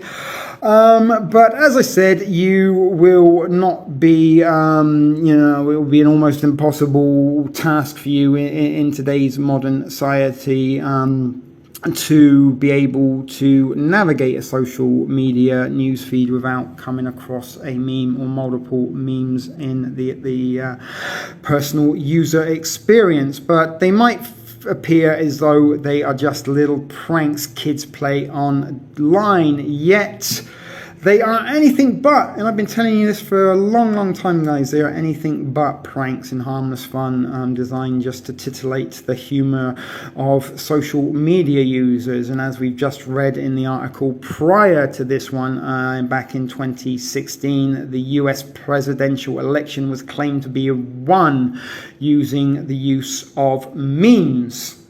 And they go on to say that many memes were made by a Russian troll farm to influence that outcome. They don't necessarily need to be using Russian troll farms to create memes to manipulate political electoral campaigns. You can use them to create memes for almost any narrative or agenda you so desire. And Russian troll farms, armed with all your metadata, are easily within seconds can come up with the perfect image and the perfect wording that will appeal to minds that are already under the manipulation and influence of memes. But it wasn't an isolated incident either. Now troll farms are popping up more frequently. In November of last year, that would have been 2019, an undercover reporter revealed a new one in Poland. The memes it's producing focus on the aviation and defense industries and target key decision makers involved in the awarding of a major government defense contract. The memeing, it has transpired, was in fact political memeing. Those memes were a form of information warfare, or what would have been thought of in the past as a psychological operation. Information warfare is often about waging an influence campaign that can change behavior through unconventional means or means, such as social media. And memes play a part in specific types of information warfare, dubbed Memetic warfare, something you should be able to tell me all about if you are an attentive regular offender of this channel. But early memetic warfare used a more Dawkinsian concept of memes. And in his 1976 book, The Selfish Gene, something we spoke about and heard from, we've even heard from Richard Dawkins himself on memes. Which is where he first coined the term meme for a cultural product that can replicate and spread. The meme concept had immediate and clear implications for the information warfare campaigners. Meme warfare now more often refers to using memes as individual weapons of information warfare. It's a form of disinformation that can be used to secure strategic goals. disinformation campaigns go back to at least 1923, when Soviet Union had an office for disinformation campaigns. I'm not going to attempt to read the Russian version of that. And a term coined by Stalin to describe false information carefully constructed within the intention to deceive. And back then they didn't have social media, but they did have something known as red squads, which were sort of black op controlled opposition, communist agents, KGB agents that would sort of pose as members of the public and sort of spread these ideas amongst people. And once they sort of had a sort of group mentality, then those groups could be rounded up and sent off to the good old gulag. But he used them to coin the term, to describe false information that was carefully constructed with the intention to deceive, getting myself back on track. But the internet has ushered in an age when deception can be perpetuated on a mass scale with a simple click of a mouse.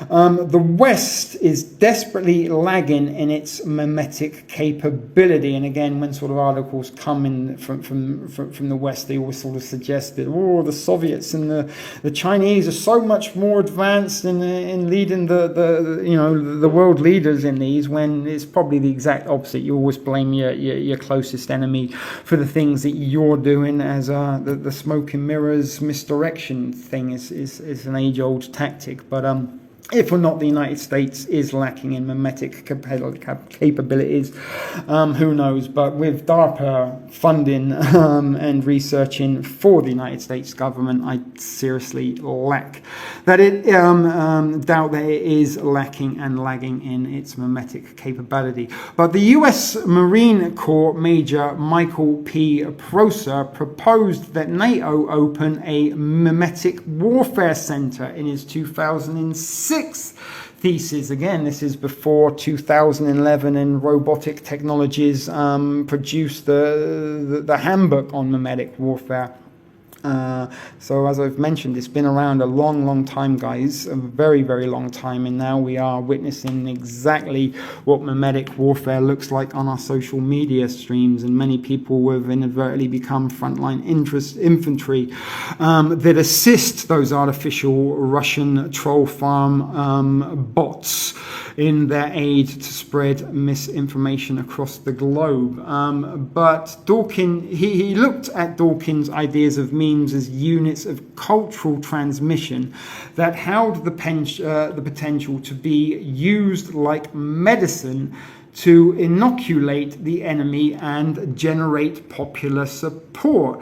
He noted that information operations and psychological operations and strategic communications weren't using memes effectively.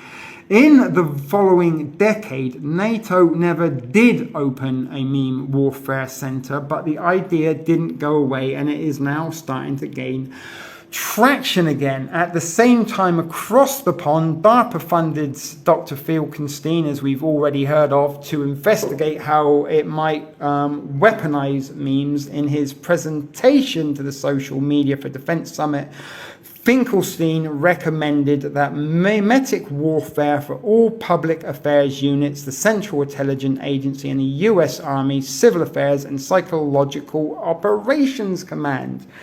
Whole lot of people there, guys, using military memetic tactics on your minds. And if you think you are above their influence, you might want to think again. I'm not going to say that I'm beyond the influence, but I am very, very aware, unlike many people, and seem to be one of the very, very, very few people speaking of the dangers of memetic warfare and the dangers of memes on any social media platform that I am a part of or have a presence on. But it wasn't until 2017 that the European Union and NATO established the European Centre of Excellence for Countering Hybrid Threats. While understanding memes as information warfare, and this falls within its remit. Its purpose is more of an analytical than proactive. Currently, it seems the best form of defense is awareness, and this is why, guys, I keep telling and rabbiting on and putting up presentations on Memetics,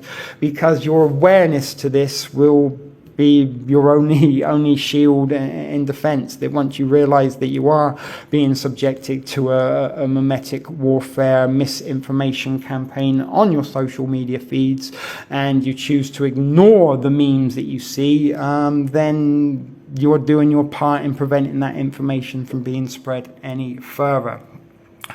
But memes resemble traditional propaganda in a few ways. A hostile government can use them to spread malicious information in a way that is advantageous to it. But there are key differences too, because memes are a common way for people to express themselves online. And it's very easy to make memes without them being suspected as pieces of information warfare or pieces of propaganda.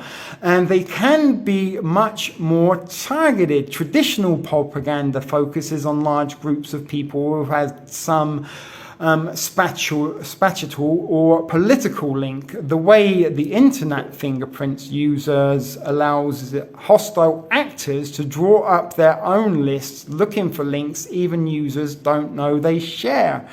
Authoritarian regimes may be less susceptible to memetic warfare because they have more control over their social media system. China employs 20,000 to 50,000 internet police and an additional 250,000 trolls who spread pro-Beijing material domestically and abroad. Memetic warfare isn't just military, but civil as well. Some 1,200 TikTok channels are run by various Chinese civil authorities. TikTok Tavistock.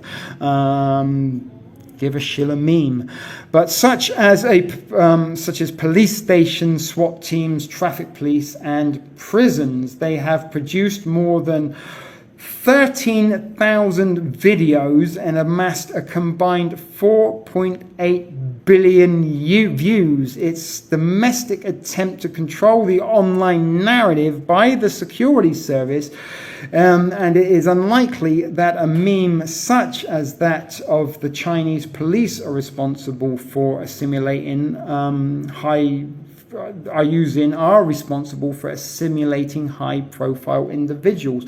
So they can kind of build an individual's MO based on the amount of memes and the type of memes that they are sharing. And bearing in mind, guys, once you share this stuff to social media, it is always there to be seen, and the algorithm is already collected that data and information and sent it to powers to be in many private bidders that also pay good money for your information to target you with all sorts of memetic warfare. It might even be something just as harmless as an advertisement campaign, but we are subjected to non-stop memetic information campaigns online on a daily basis, and depending on how much time you spend each day online will determine how much time you are subjected to memetic warfare.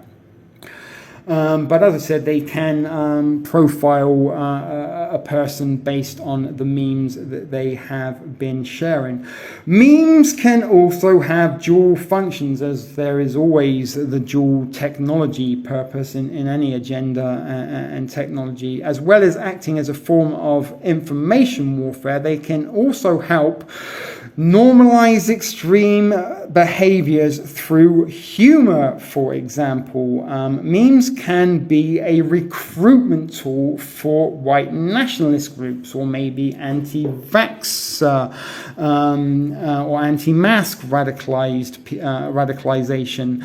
The Christchurch mosque terrorist Brenton Tarrant frequently used 8chan All Chan sites require users to submit images with text. As a result, these right-wing sites are a fertile breeding ground for memes that normalize extreme behavior and reinforce each other. Slowly, the memes seep out into more common areas of the internet, such as Twitter.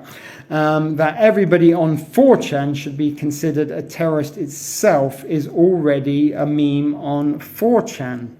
And terrorist activities and categorizing what is or isn't considered terrorist threat or terrorist activity is something that is also of particular interest, because it is only in recent years that the United States government has added talking about conspiracy theories as terrorist activities and a terrorist threat. So anybody that is sort of spreading the counter meme narrative on their social media platforms, this can be interpreted as spreading extreme terrorist material, and they can be treated, arrested, and detained as a terrorist, which has very, very different implications than being sort of arrested under, non-terrorist charges. For one, you can be detained indefinitely without charge. And one of the ways information warfare, back to the article, can be fought is simply by raising awareness about issues. Ironically, since it is not the youth who are most radicalized by social media, it's actually the older minds, there needs to be a concerted effort to make people more aware than ever that memes can be harmful. And no one can deny I haven't done my part in trying to make people more aware that memes are harmful, even at the expense of my own ridicule, and even at the expense of a viewer and follower on Twitter, Shadowfist24, who went out of his way to make memes of myself mocking me. Thanks for that, Shadowfist1984, wherever you may be. But as I said, I've been ridiculed and subjected to memes about myself for talking about the dangers of memes. So I'm playing my part in trying to raise awareness, and it's now up to you guys if or not you are retaining or resonating this information, and if you're finally starting to see the threat and true nature of memes as to what they are, then please, guys, go out of your way to do your very minimum efforts to try and, if not raise awareness, but control the amount of memeing that you do. In fact, try to go cold turkey. Try to go a whole week without sharing a meme if you can. But where were we in the article? Making people aware that they are harmful. Awareness that a stranger on Twitter may in fact be a bot or a paid troll or a shill hasn't stopped hostile actors from achieving their goals. They're not trying to win debates online by making convincing arguments, but to amplify the loudest voices in a fight, deepening the divisions between us. So what we are seeing now is what most people associate as to being memes, and what we are looking at is a selection of random memes I collected together for the purposes of this, and some of you will be all too familiar with some of the images that you are seeing, if not the rhetoric or the memetics contained within the templates. The templates can be used over and over again, and as I said, this is what most people commonly associate with when they hear the word memes. But social media and internet memes come in sort of three folds: visual, audio, and written. And what we are kind of seeing now is a little bit of a mix of visual and verbal. You get to sort of read the written message, and you get to see a picture that accompanies it. And this is why we see so many familiar templates, because they're very, very familiar to us,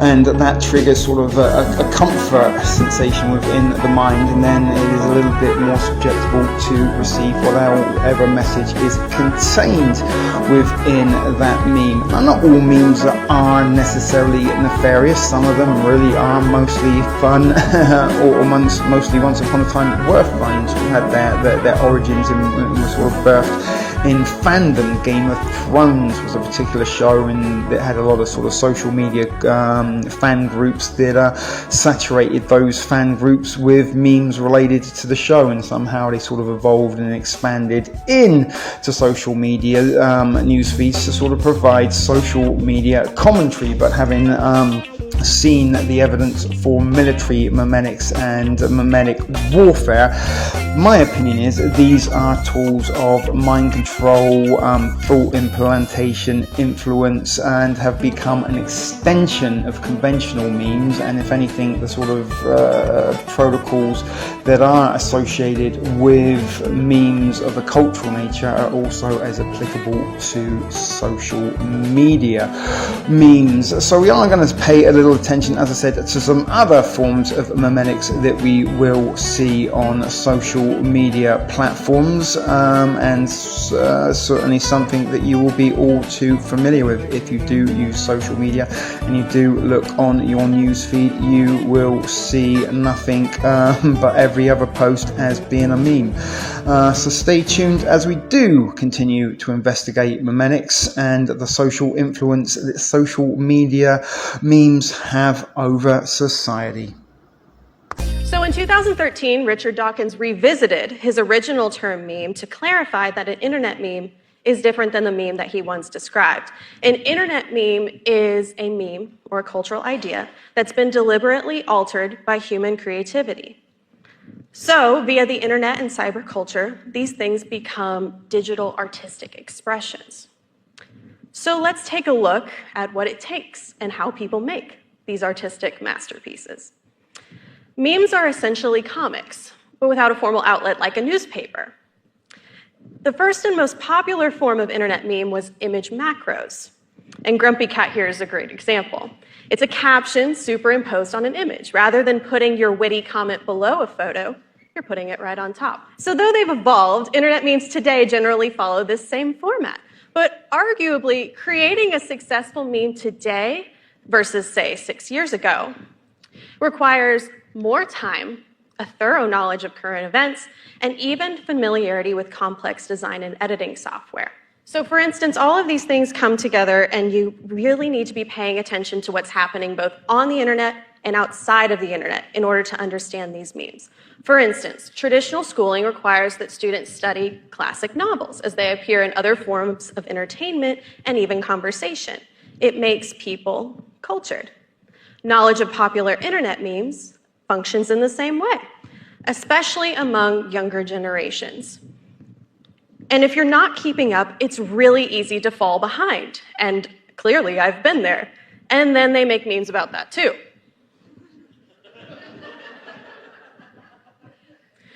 So if you don't get it, you're not in the loop. But why do you want to be in the loop? Who cares, right? Humans have a desire to be a part of something bigger than themselves. And the validation you receive on the internet from a meme well done is not a commentary on the way you look or the way you dress. Rather, it's a more personal level of validation of your cleverness, intellect, and worldly knowledge. And as an added bonus, maybe you'll leave something immortal behind. Another human desire that's oddly contrary to fitting in is to stand out, to leave a legacy, to be remembered. So I had a meme go a little bit viral once.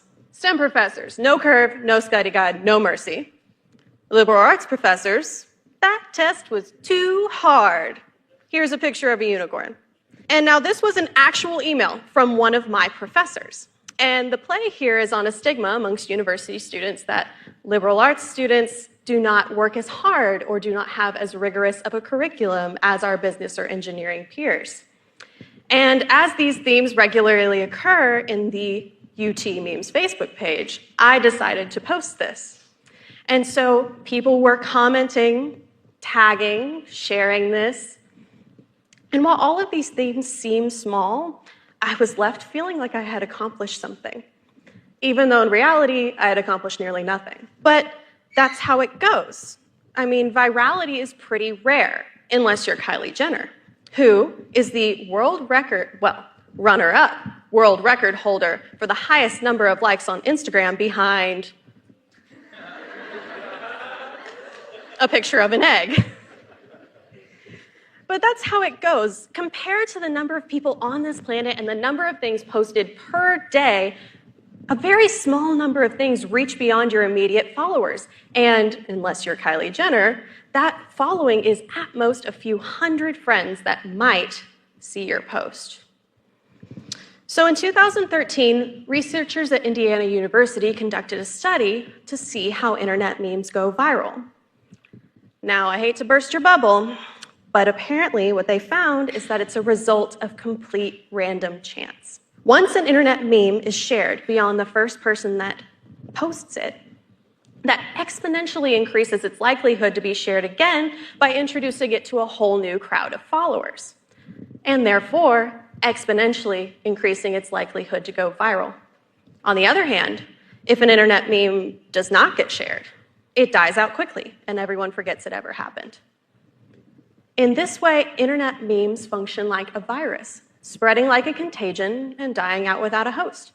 Hence the term virality. So armed with this awareness, anyone on the internet has the potential to become famous. Anyone can create a meme and maybe go viral and be virtually free of social consequences, especially if the joke that they make is a little bit offensive. Now, on most platforms, there's no authorship attached, so why does it matter? Except on Facebook. Facebook has your name, your face, your friends, and usually your most sincere social brand. Not too long ago, recently accepted students to Harvard University formed a Facebook page in which they shared memes to build community before their arrival to campus. However, university officials caught wind of this group and rescinded 10 students' acceptances to the university upon the discovery of images mocking sexual assault, the Holocaust, and the deaths of children. Now, these examples mark extreme topics of taboo in American culture, and these are extreme examples of the social consequences of internet meme creation. But most of the time, no one faces any consequences. People feel freer to flirt with the boundaries of taboo and create offensive memes for what psychology professor John Suler calls the online disinhibition effect. People behave differently online than they do in person. For what Professor Suler delineates in 6 key contributors, but I find 4 of these incredibly key to internet meme creation. The first of these, dissociative anonymity. The ability to hide your true identity online allows you to remove yourself from responsibilities of your actions. Additionally, there's invisibility, and that's a lack of physical contact with other users on the internet. Moreover, that lack of physical contact often leads to dissociative or dehumanizing behaviors of other online users. By not viewing people as actual people with real feelings, this often leads to the production of especially offensive internet memes via solipsistic interjection. And finally, the minimization of authority. The lack of an authoritative figure online feeds the production of especially offensive memes. And for now, there's no law against creating offensive memes. A law against creating any kind of meme would be encroaching on our freedom of speech. So all of these things come together, all of these behaviors forming the online disinhibition effect lead to controversial creations that call into question the boundary between free speech and socially disruptive behavior.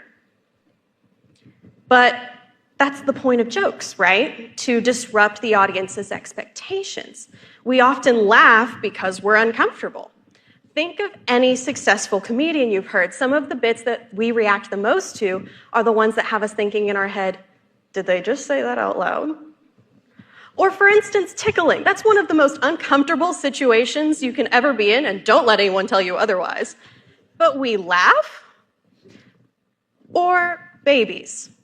Let's take a look at babies. They have no concept of language yet, so what they're laughing at is often very natural or innate. So if you're making a baby laugh, then you're probably genuinely funny. Or you're making them uncomfortable.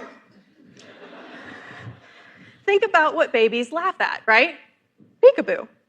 When you play peekaboo with a baby, they don't yet understand object permanence. They don't understand that when you cover your eyes, that you're still there. They think you've disappeared entirely. So when you suddenly reappear, they are shocked And they usually laugh because they don't really know what else to do. And that's kind of how we react to offensive memes. So why do people make memes? Why does this all matter? To answer this question, I polled about 1,000 of my Facebook friends, and the results ultimately fell in these 4 categories. For validation, to make fun of your friends, to make a statement, political or otherwise, or start a conversation, or to laugh and distract from reality and daily life, often via some commonality. And while all of these goals are different, they seem to have one thing in common. They build relationships. And consequently, they build communities. They build communities in geographic areas like states, or universities, or cities. They build communities amongst people with similar interests, like music, or cats, or dogs, and so much more. And again, paying attention to these things that happen both within and outside of cyberculture is so key to understanding them. For instance, the kind of memes that you'll see on the UT memes page are often City of Austin happenings, university news, or the decades-long rivalry with Texas A&M.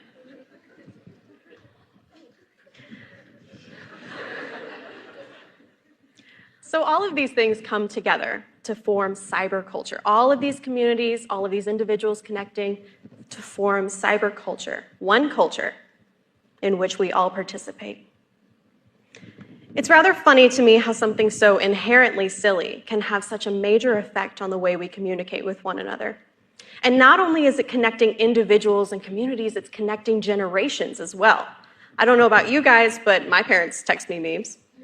And it's so interesting, I've heard generations older than myself or even older than my parents say that they're just writing off internet memes. They don't need to spend time with them and they don't need to understand them. They're silly internet jokes. But many people felt this way about other innovations in the past. The internet, Facebook, smartphones, and even paper. When paper as we know it today was gaining popularity, older generations wrote it off and said that tablet writing was much more permanent and respected, and that paper was an innovation that wouldn't last. Memes are no paper, for now. But meme culture will only continue to grow, and there's no stopping it, and it will continue to affect the way we communicate with one another in the future. Maybe someday, internet meme creation will be a skill essential to successful relationships, or even the job market. Maybe it already is. But for now, keep scrolling, keep sharing, and as they say on Twitter, thank you for coming to my TED Talk.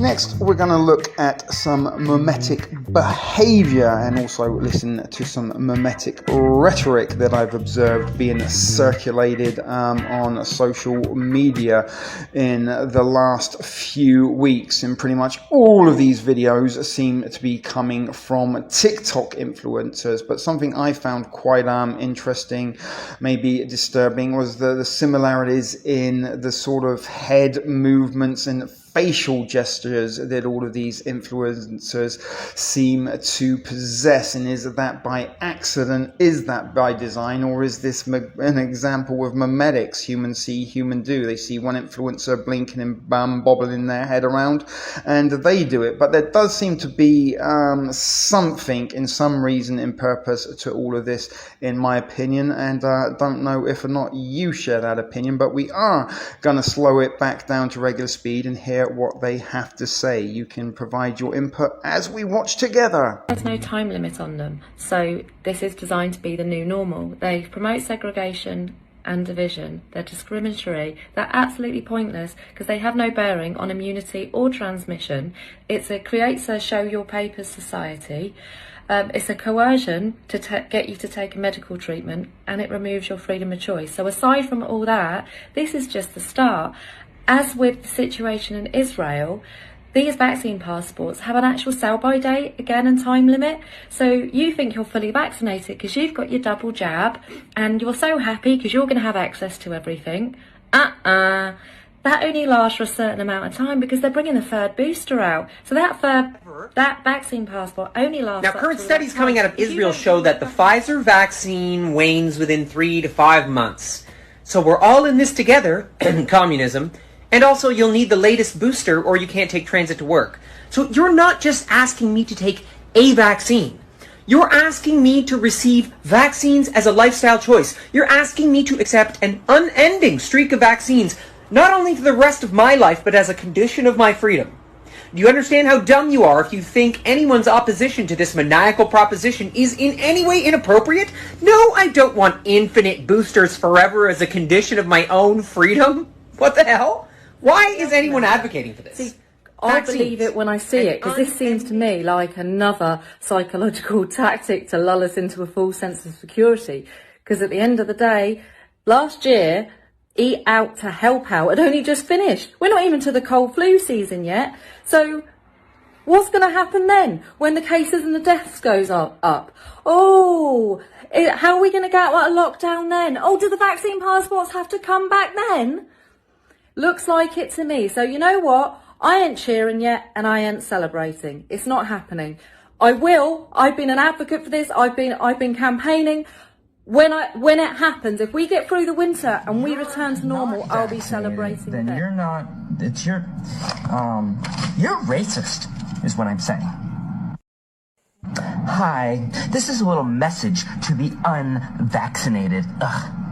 You are killing everyone. It's your fault. You're being selfish, so get the vaccine because I'm vaccinated. I am vaccinated, okay? And so I'm protected because the vaccine is safe and effective. So if you're around me and you're unvaccinated, then you're putting me at well, you're not. Okay. So you're selfish because if I'm protected and you're around me, then I'm distancing. And then if the I'm vaccine fine, doesn't but provide any immunity, sorry. why get the vaccine? And the vaccine passport scheme is completely and utterly useless. Wakey, how can you get herd immunity from a vaccine that doesn't provide any immunity? Right now, that vaccine passport looks like a show of obedience to your authoritarian government. Literature states, the vaccine doesn't stop you spreading or catching the virus. It doesn't provide immunity, but it does lessen symptoms. So riddle me this. If asymptomatic spread is real and the vaccine only lessens the symptoms, that would make the double jabbed the most likely in society to become asymptomatic, thus making the vaccinated the most dangerous asymptomatic super spreaders. Honestly, it's real. Go through it again. So that would mean you either believe in asymptomatic spread or you believe the vaccine works, because you can't believe in both because the concepts are mutually exclusive. Incentivized, coerced, bullied, socially shamed, guilt-tripped, threatened, paid, punished, and criminalized. If all of this is considered necessary to gain your compliance, you can be absolutely certain that what is being promoted is not in your best interest. If you have to be persuaded, reminded, pressured, lied to, incentivized, coerced, bullied, socially shamed, guilt-tripped, threatened, paid, punished, and criminalized, if all of this is considered necessary to gain your compliance, you can be absolutely certain that what is being promoted is not in your best interest. And liberties. And in 2021, what are the same men doing now from a government who are trying to do the same and inject their children with an experimental medication that could kill them? Oh, govern me harder, Daddy. Oh, lock me down again and jab me more and use the children to protect me too. So in World War II, did they send their kids over the trenches as a shield to protect them first? How many 12 to 15-year-olds have to die of blood clots and myocarditis and long-term effects so selfless adults can sit at home and feel safe and protected? Before you say all this is sexist because I'm using men here, I couldn't give a fuck whether you're I wish you really did help, but you don't. And you're on the side of wrong. I hope this recall goes through because California does not need you. The nation does not need you. The world does not need you. We do not need you.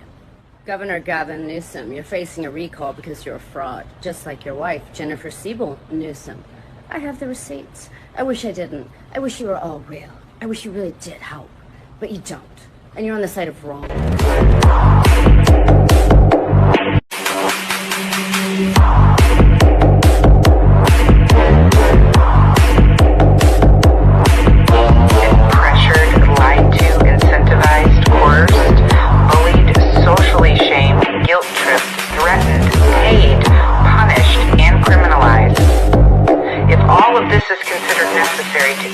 Compliance, you can be absolutely certain that what is being promoted is not in your best interest. If you have to be persuaded, reminded, pressured, lied to, incentivized, coerced, bullied, socially shamed, guilt-tripped, threatened, paid, donate, or you already have donated, first of all, thank you. Second of all, please share. This is a people-funded campaign, a grassroots-funded campaign that's not taking any corporate money, so every single dollar helps and can have a huge impact. And we can show people that it is possible to have a people-funded campaign and get elected to Congress. So please share this, and yeah, thank you. Donate, or you already have donated, first of all, thank you. Second of all, please share. This is a people-funded campaign, a grassroots-funded campaign that's not taking any corporate money, so every single dollar helps and can have a huge impact. And we can show people that it is possible to have a people-funded campaign and get elected to Congress. So please share this, and yeah, thank you. Story about the COVID shot. So I'm gonna probably get kicked off TikTok for this, but it's fun. It's worth it, just so you know. So my son is gonna be 17. He had COVID, I had COVID, my parents had COVID. We all lived this last year. Antibodies are going through the roof. They're raising, they're not decreasing. But my son, because douchebag de Blasio decided it's mandated, you have the vaccine, he couldn't do anything. So he said, Mom, I want to get the shot. So I went when Pfizer was FDA approved and I got the shot. Now I'm living with congestive heart failure. But guess what? A week later, I have AFib. Now I'm living with congestive heart failure and AFib. And when I went for the second shot to tell them what happened, they told me it was the 40th person that walked into that pharmacy that wound up with AFib from the shot. So before you get the jab, make sure you talk to your doctor. From getting the vaccines, all of Congress, plus all the congressional staff, House and the Senate, that's a lot of people. 6,000 White House employees, all exempted. 2,500 Pfizer employees exempted. 1,500 Moderna employees, and 120,000 Johnson & Johnson employees, all exempted. 15,000 CDC, 14,000 FDA employees, exempted. 8 million Chinese students in this country. 8 million. How many of them are PLA, CCP? 85, 90%. That's how many. I can tell you that. Exempted. Here's another one. 2 million illegal invaders. Exempted. They don't have to get the shot. Now, what is going on here? Now, let me throw another one in. This is going to be the cherry on top. At least 500,000 homeless tent and street people are exempted. So, stigmatized, coerced, bullied, socially shamed, guilt-tripped, threatened, paid, punished, and criminalized. If all of this is considered necessary to gain your compliance, you can be absolutely certain that what is being promoted is not in your best interest. It's mandated that you have the vaccine. If you have to be persuaded, reminded. In the hardest season of your life, and secretly they were hoping you weren't gonna make it, and you were praying the wrong prayer. You wanted God to kill your enemies. God said, no, I can't kill your enemies. I'm keeping up people who watched you while you were in the hardest season of your life, and secretly they were hoping you weren't gonna make it, and you were praying the wrong prayer. You wanted God to kill your enemies. God said, no, I can't kill your enemies. I'm keeping them.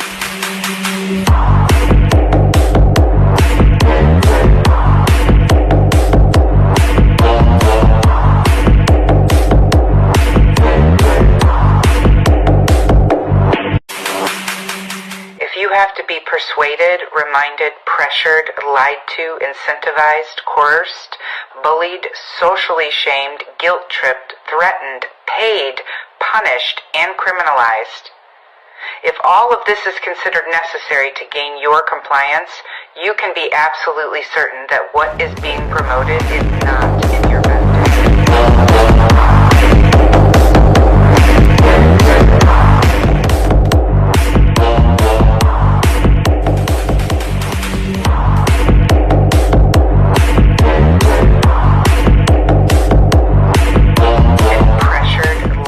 So there we just saw some TikTok influencers delivering some memetic rhetoric as well as some memetic behavioral patterns. And now what we are going to look at is some examples of some written memes and meme mutations that I've witnessed circulating on social media news feeds in the last few weeks and maybe months. And some of you yourself may be familiar with some of these memetics that we are about to see, and some of you may have inadvertently become part of the meme spreading propaganda machine and shared some of these yourself. But memes do play a huge part of social media society, and they do seem to have had an awful lot of money been spent by government and alphabet agencies into researching and developing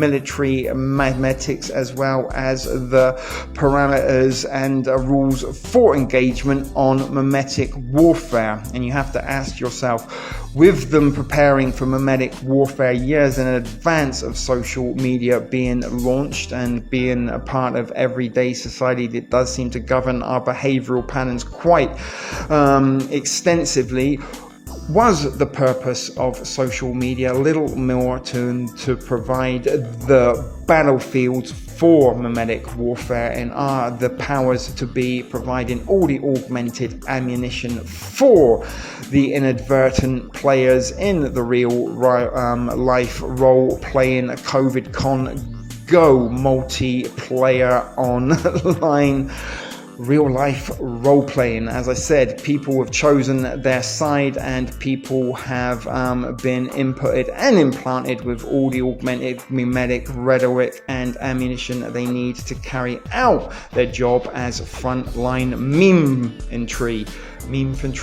But this is a little reminder of some memetics from around this last year that really disturbed me, to just see how an example of how exactly memes can influence the minds of the masses, and how masses can be triggered with little more than a suggestion on social media to carry out a command on demand.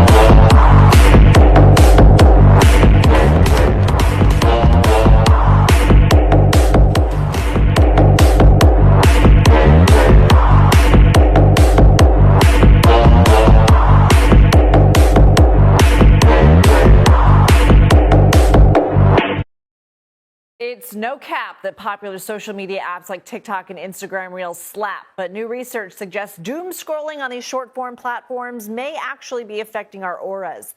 Some of that internet slang is referred to as brain rot. I am proud to say I only knew some of it. It was Oxford's word of the year in 2024, that being brain rot. It's defined as the supposed deterioration of a person's mental or intellectual state.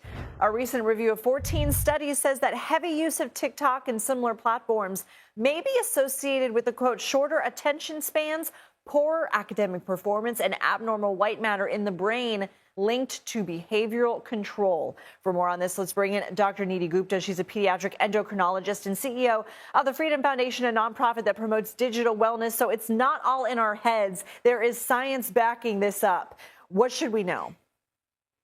We should be very concerned about the consumption of short-form videos. The excessive consumption of this type of low-quality digital media reduces our attention span, burdens our executive control, and affects academic performance as well. Basically, a sort of short video addiction might develop, and then anything in the longer, deeper form might not seem engaging or appealing anymore. You know, it's so interesting because even I've noticed sometimes as I'm reading something, my brain will skip around. And it's like my own attention span has also been impacted. And I don't frequent short form as much as I know many others do. But what age group are we talking about here? Is this only adolescents? Is this adults too? Current brain rot research, Lindsay, has focused on young people. I wish we would pay a little bit more attention to the adults and elderly as well, especially the elderly. What we now know is that elderly over 60 years of age spend about 5+ hours on screens every day doom scrolling. They might have more time on their hands, but they might not have the education to be safe online, which exposes them to scams and misinformation, besides, of course, health consequences of excessive screen time. Think of what you could do with 5 hours, what new skill you could learn. So these apps clearly aren't going away. What's your advice for people? I suggest 4 basic foundational steps that are applicable for all ages. Number 1, turn off non-essential notifications. All of those badges, the banners, the dings, the chimes, calm the noise.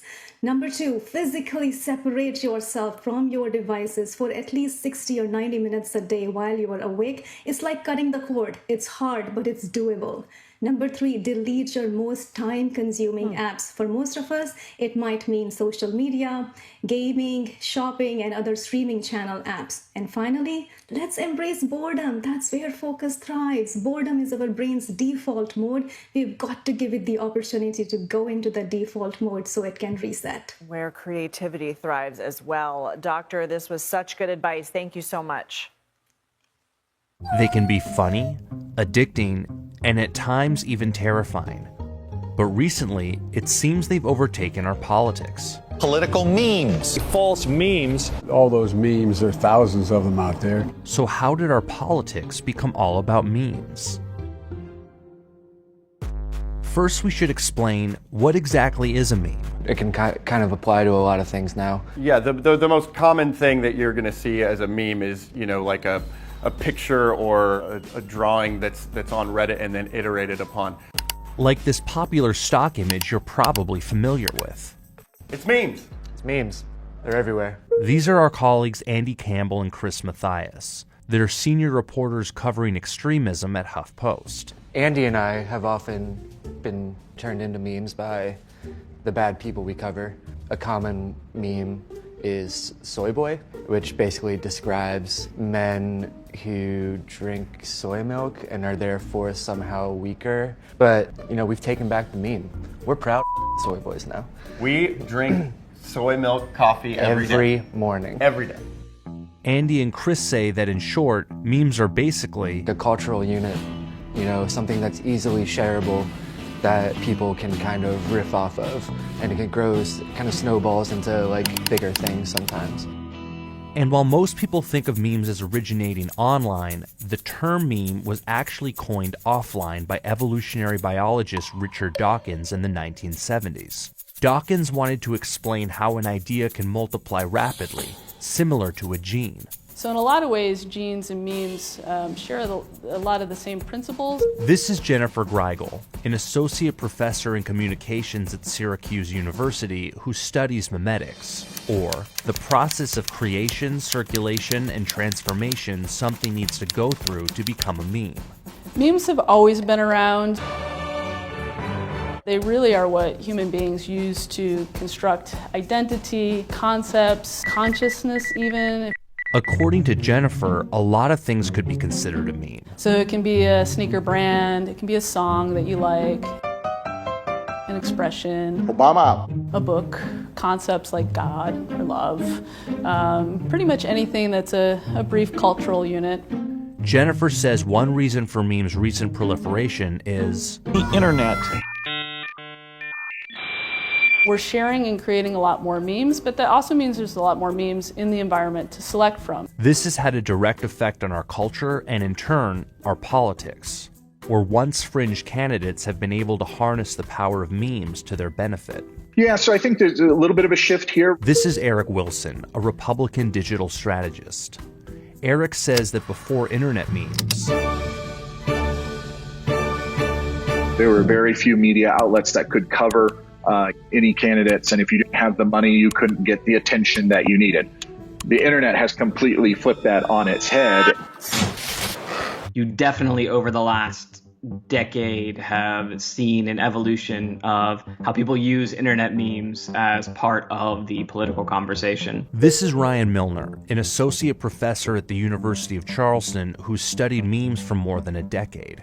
Ryan says memes were a big part of the 2012 presidential election. But in the 2012 election, they matched kind of how people were using memes in 2012. They seemed to be a little more lighthearted, a little more fun. But during the 2016 election, the memes were different. The memes that people were sharing in 2016, a lot of them followed the barbed tone that Trump was setting.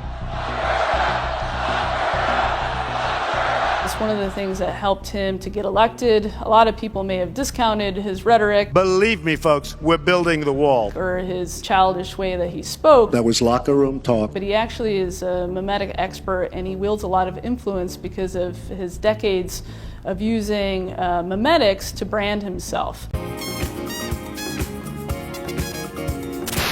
But as is often the case with memes, Trump's use of memetics was often problematic. One of the most dangerous meme traps that people can fall into is fetishizing real people in the pursuit of our play and our fun and our sharing.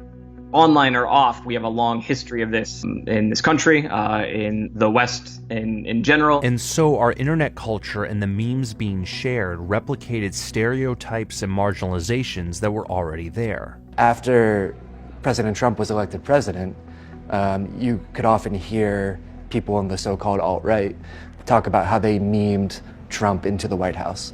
They were basically claiming like a propaganda victory. And in the years following Trump's election, an empowered alt-right has shown that memes online often have terrifying consequences offline. And that's what's so dangerous about memes, is that they can really snowball from something that maybe started off as like a joke into a very serious part of our political discussion.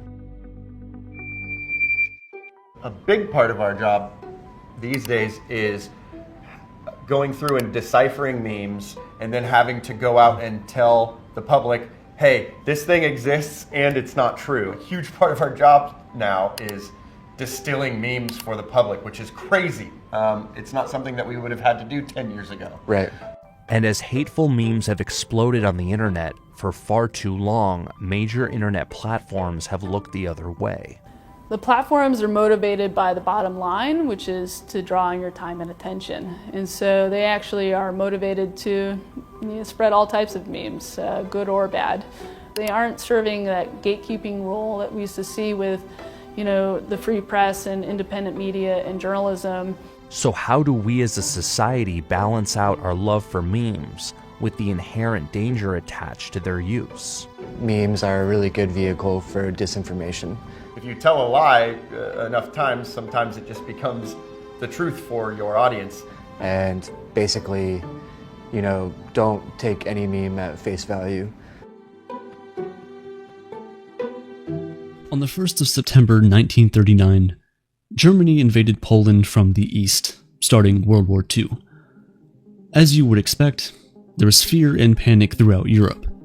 So, to calm the British population down and to prevent widespread panic, the War Ministry released a poster encouraging citizens to keep calm and carry on.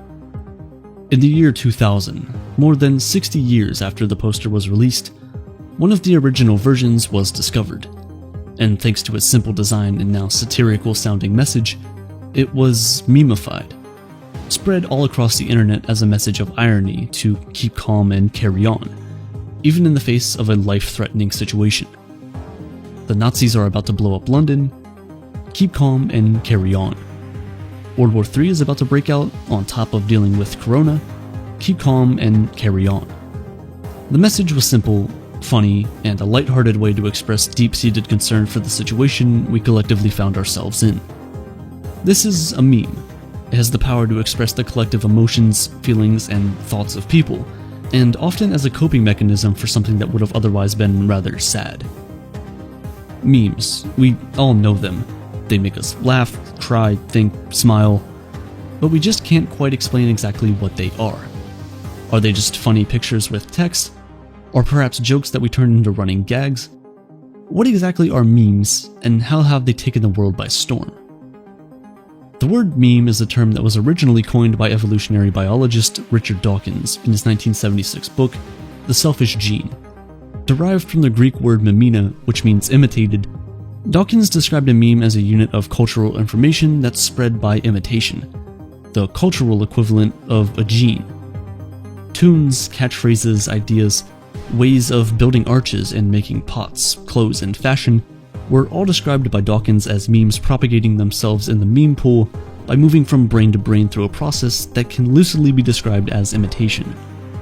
Today, the word meme might mean something else in the dictionary, but its use still closely resembles the idea that Dawkins expressed in his work. A meme is considered good when the message in it is concise and relatable, easy to catch on and pass from person to person. When it talks about a shared experience within a group of people, when it says a lot without saying too much. Or when you just take a JPEG and throw it in a deep fryer, those are also good. Memes are so powerful because, as humans, we understand pictures more than words. Before we could write, we could draw. This is why it's no surprise that a relatable image will pass a message across much faster than, say, a long Twitter thread. Memes are so powerful because they are seemingly harmless, humorous fun. Because of this, they allow us to express our views about the world and the things that are happening around us without starting some serious debate. The year 2021 was a rather difficult year for a lot of people, not for the same reasons as 2020, but because of hope killed. In 2020, we were told that the pandemic would only last for a few weeks if we all stayed inside and social distanced. We did. And yet a year later, we were still inside. So, at the beginning of 2021, the meme, "When COVID is over," was created. In it, people described the experience of waiting for something that might never happen, using metaphors of everyday experiences like, "When COVID is over" is starting to sound like "when I'm all caught up on laundry." Or pop culture references like, "When COVID is over" is starting to sound like "when One Direction comes back." All of which are never happening. On the surface of it, these memes are funny, relatable, and interesting expressions of the situation we're going through. But these memes carry a sense of hopelessness underneath them. And that's another thing that makes memes so powerful. They're baked with emotion. From Keanu Reeves sitting on a bench to a horse standing on the beach, memes can be used to express every form of emotion. From surprise to disappointment, excitement, skepticism, disgust, anger. Memes help us express things that we might not be able to find the right words to explain. They convey our expressions, desires, our deepest, darkest pains in a lighthearted and humorous way that many have turned into a coping mechanism. A simple Google search and you'll find a meme for every bad situation you're going through. From memes that only old people use like Disaster Girl or Grumpy Cats, to stuff like whatever this is. There is always an appropriate meme that describes your feelings and whatever situation you're going through at that point. Now, I'll let you finish on how memes are the best thing in the world since sliced bread. But first, there are some things that are not so great about memes and the way we've pretty much turned everything into a meme. Memes are fast food media.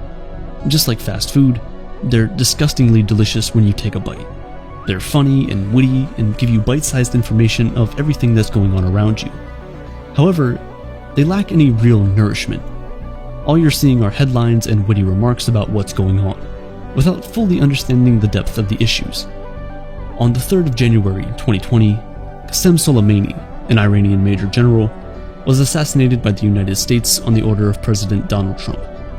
Iran's leader, President Hassan Rouhani, made a statement afterwards saying, "Iran and the other free nations of the region will take revenge for this gruesome crime from criminal America."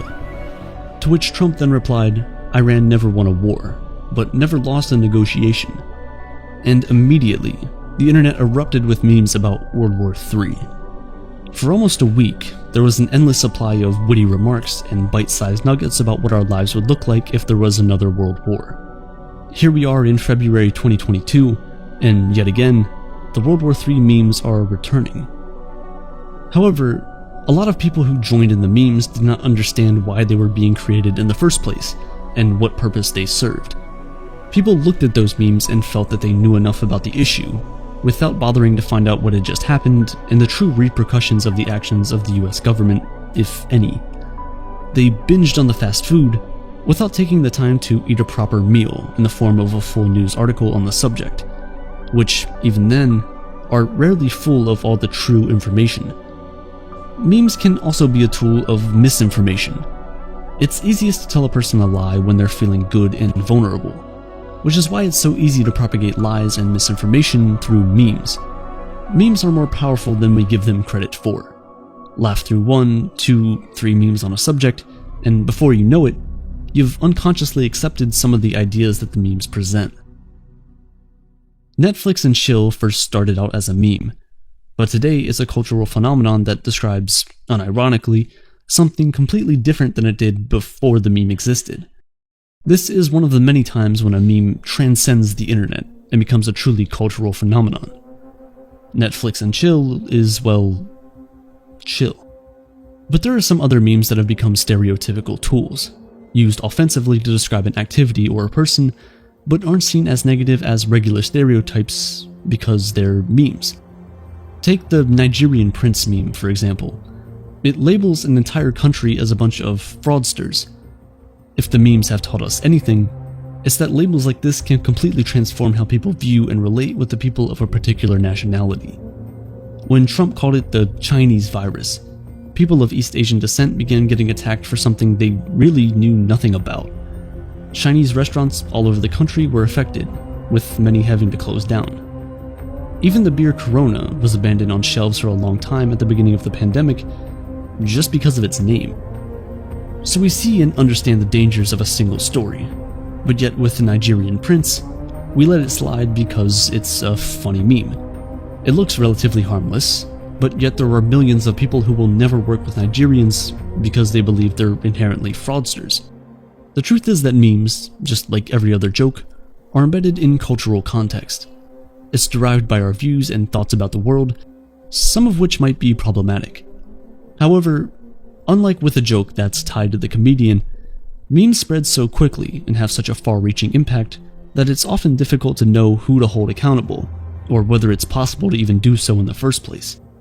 The YouTube channel BuzzFeed has an entire section of videos of people who have accidentally become memes, and while many of the people in these videos claim to be happy with their memification, there are many other people out there whose pictures have been turned into memes that they're not happy about. But sadly, there's nothing they can do about it.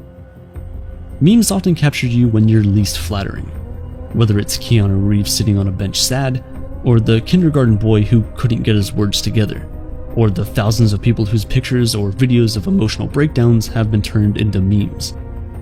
How would you feel if your least flattering picture was turned into a meme, immortalized forever on the internet? It's a sad reality that if the internet deems your photo meme-worthy, you have no say on how far the picture travels and whether or not it ever stops traveling. Think about people with body dysmorphia issues, fear of judgment, and a lack of self-esteem. Think about the pictures we'll never see and the emotions that will never be expressed, for the fear of being turned into a meme. If you don't agree with anything I've said so far, a simple meme like ratioed or okay boomer can be used to end the argument, which I guess is good for damage control, but is yet another problem with memes. In a bid to be the funniest person in the discussion, we often don't listen to the other party, and instead just try to get the last laugh. Once someone says something we don't agree with, or we don't feel like arguing, we quickly hit them with a meme and just move on without acknowledging their point, or even trying to understand it. So we don't learn anything new, and we just keep holding on to our ideas and beliefs, at least until another meme rolls around that we can use to start or end another argument. The truth is, memes are both good and bad, and understanding the two sides of the coin is important in making progress. There have been some incredible achievements and great examples of community building through memes. This is just one of the many beautiful things that memes have given us. In 2010, a Japanese kindergarten teacher uploaded a picture of her 2-year-old Shiba Inu with a peculiarly round, emotionless face. 12 years later, and that one picture has given us many memes, created an entirely new genre of entertainment with pets speaking broken English, and even created 2 cryptocurrencies, Dogecoin and Shiba Inu, that, at their peak, were combined both worth a total of nearly $100 billion. $100 billion, all from a meme. When you sit back and really look at it, the power of a single meme is so incredible and far-reaching. It has the ability to make you feel part of a collective, yet still uniquely individual. But, I'ma head out.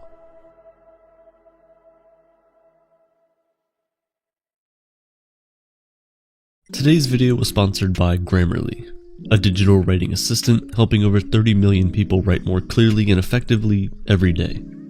With 2022 already being well underway, we're all doing our best to get our jobs done as quickly and effectively as possible. When it comes to creating YouTube videos, there's a lot that goes into it behind the scenes. One of the biggest parts is writing the script. If the script is poorly written, the video won't turn out to be much better. To help assist in making the best scripts possible, we have Grammarly to help us out. Grammarly is an all-in-one writing tool that allows you to clearly and effectively communicate your ideas, no matter where you are online.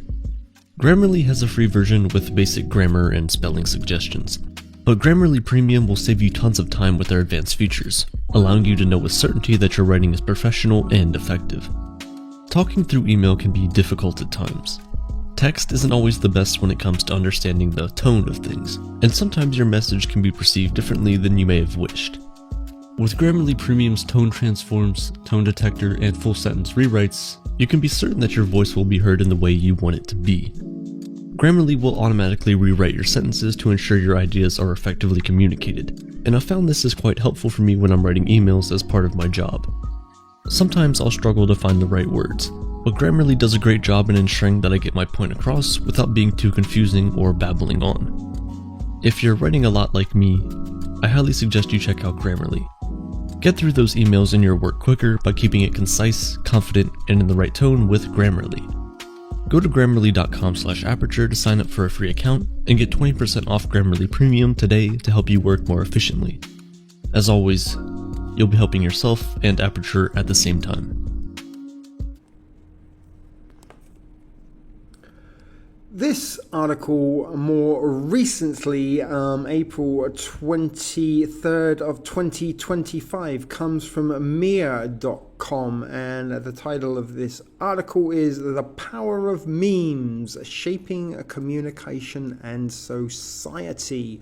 Cultural, Political and Social Impact of Memes in the Digital Age." And as I said, it came out 23rd of April 2025 by Mariam Al-Balushi, and the image we are seeing is of a cartoon of a woman talking on a cell phone lying on the floor as depicted in a meme. "I've lost the things. Of all the things I've lost, I miss my mind the most," is the message on that meme. Unquestionably, the article starts out by saying a meme culture has shaped how individuals interact with social issues, how they communicate and how they express their thoughts.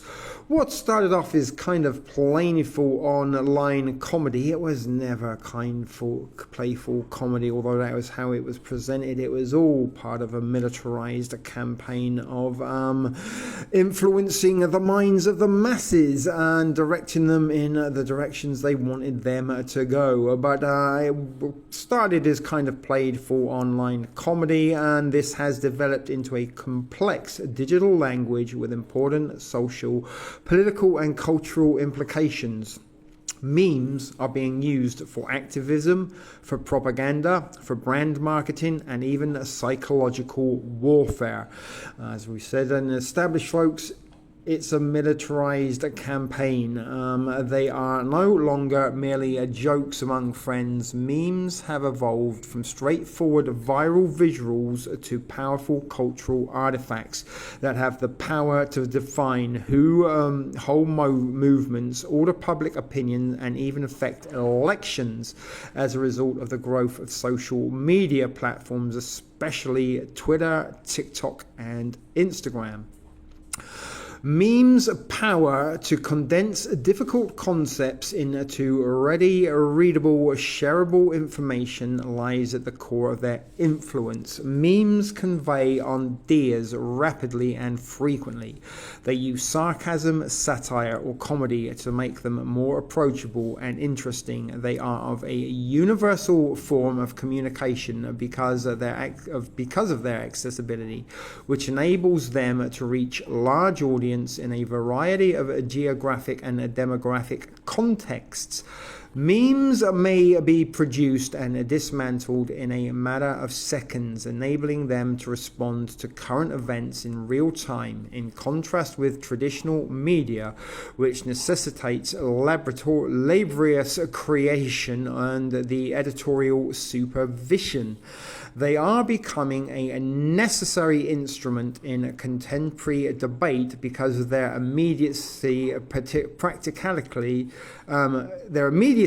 particularly in politically charged settings. A or B choices, folks. Memes' impact on social movements is especially noticeable in the way they encourage online action. Meme culture has been used to raise awareness and spur action by movements such as Me Too, Black Lives Matter, and climate action campaigners. Memes were essential in teaching people about police brutality, structural racism, and ways to support the cause during the 2020 Black Lives Matter demonstrations, which would probably be the tests for memetic influence. As I said before, that I do believe that 2020, the pandemic, was the environment created to put individuals into isolation, separate them from friends, family, work colleagues, and loved ones, and leave them alone with their weaponized piece of technology that delivered them a constant barrage of memetics that shaped their mind and opinions throughout that pandemic and probably to present day. But those demonstrations in 2020, viral happened back in 2020. The viral pictures of protest slogans, funny yet educational tweets, and infographics all contributed to the conversation's continuation and sustained international participation. The climate catastrophe has also been used as a meme to emphasize how urgent environmental action is, as an example of how memes may effectively express displeasure and demand change in a way that appeals to millions of people. The now iconic "This is Fine" meme, which depicts a cartoon dog sitting placidly in a burning room, has been extensively used to criticize government inaction on climate change. The impact memes had on the US presidential elections in 2016 and 2020 is among the most notable instances of how they have influenced actual events. Both sides used meme warfare to sway voters, and political memes of all kinds, from innocuous humor to aggressive disinformation campaigns, were extensively shared. According to studies, memes are a more popular way for young voters to receive political information rather than traditional news sources. Memes may be used as a weapon to promote ideas, as seen by the notorious Pepe the Frog meme, which was first used as an innocent online cartoon before being appropriated by alt-right organizations and exploited as a political symbol. Conversely, leftist groups used meme culture to craft counter-narratives, employing comedy to undermine and discredit political rivals. Governments and intelligence organizations now consider memes to be a serious sort of digital influence warfare due to their potency in political discourse, underscoring their importance beyond just amusement. Memes have influenced brand marketing and consumer behavior in addition to politics. Meme marketing has grown as a result of corporations realizing how effective memes are in capturing the attention of younger consumers. Businesses like Netflix, Wendy's, and Duolingo have effectively incorporated memes into their brand strategies, employing comedy and allusions to online culture to produce viral advertising campaigns. This strategy is not risk-free, although when the companies try to include memes in their marketing without knowing about internet culture, they frequently get criticized for being outdated. Since internet users are able to rapidly identify and reject forced attempts to become viral, authenticity is crucial to the success of meme marketing. Despite their influence, memes have drawbacks as well. They can promote digital acts of activism and raise awareness, but they can also be used to disseminate false information and sway public opinion. Facts have been distorted through the use of deepfake memes, deceptive infographics, and out-of-context photos, frequently with serious real-world repercussions. When erroneous information regarding vaccinations, government policies, and conspiracies spread rapidly during the COVID-19 epidemic, it was especially clear how quickly disinformation could spread through memes. This demonstrates the negative aspect of meme culture, where the reliability and comedy may occasionally lend credibility to untrue stories rather than to accurate facts. The loss of complexity in conversations is another issue associated with meme culture. Memes frequently condense complicated topics into easily understood but simplistic statements.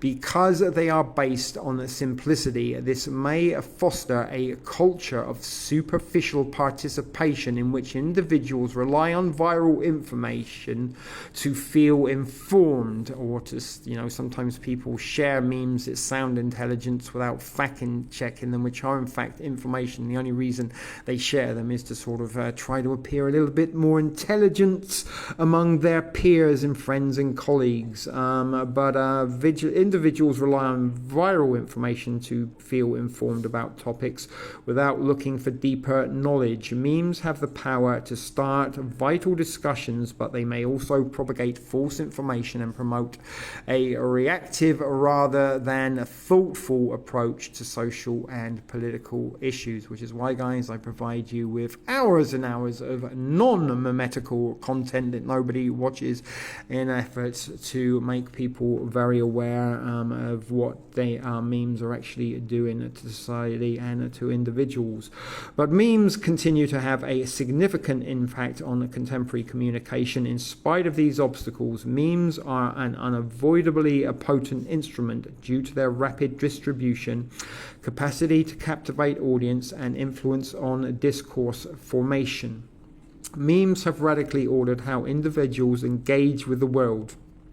Whether they are employed for political strategy, marketing, processed, or comedy, the importance of memes in influence how society mobilizes, communicates, and reacts to world events will change along with internet culture.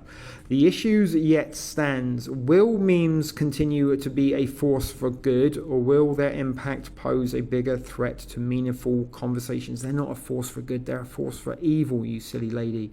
Or will their impact pose a bigger threat to meaningful conversations as they become an increasingly more prevalent method of communication? And there is Mariam Al-Baluchi, the author of this article. It was quite long, but it wasn't the longest of articles that I could have included, and I did include it because it was shorter than some of the ones I'm just going to point out to you now. So here I've just typed in the search bar of Google government medical influence campaigns. We actually looked at this one in the dopamine digital dependency video that not many people paid attention about soft power viral TikTok memes in a transitional descent in the age of digital influence. And it was an award-winning, or it was put forward to win award. It was nominated, that was a word I couldn't think of, and as I said, we've already read that one. But in the last decade we have witnessed the emergence of a new form of digital soft power driven by social media and meme culture. Platforms like TikTok have evolved from meme entertainment hubs into powerful tools of political influence and transitional activism. So I'm not going to read any more of that. If you want to go and read it for yourself, that is from relations.info, 29th of September this year. This was actually an interesting one, but too long to include in this particular article. And this is from the FDD, the Foundation for Defensive Democracies, and it's a .org, so I do suspect this possibly is a government website. And the year of memeing dangerously. Iranian influence operations targeting Israel since October the 7th.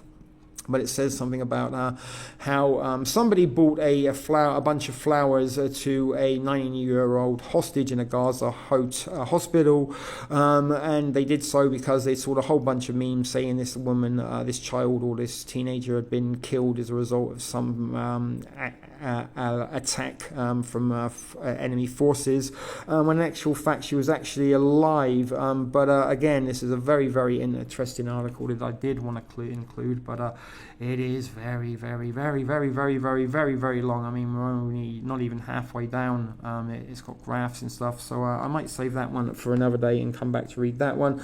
Another one we just saw there was the one we read from Mir.com. AI means election disinformation manifested through AI deepfakes, I believe. Manifested through satire, social media and icons logo. That's just showing you a smartphone with social media applications on there. Memes present a unique opportunities because they can disseminate information and foster a sense of community through humor and other apolitical ways. Due to a congressional inaction on copyright protections for the data training, large language models, or more stringent legislation to curb the flow of false information, memes can flourish under current election laws and be perceived as harmless in nature.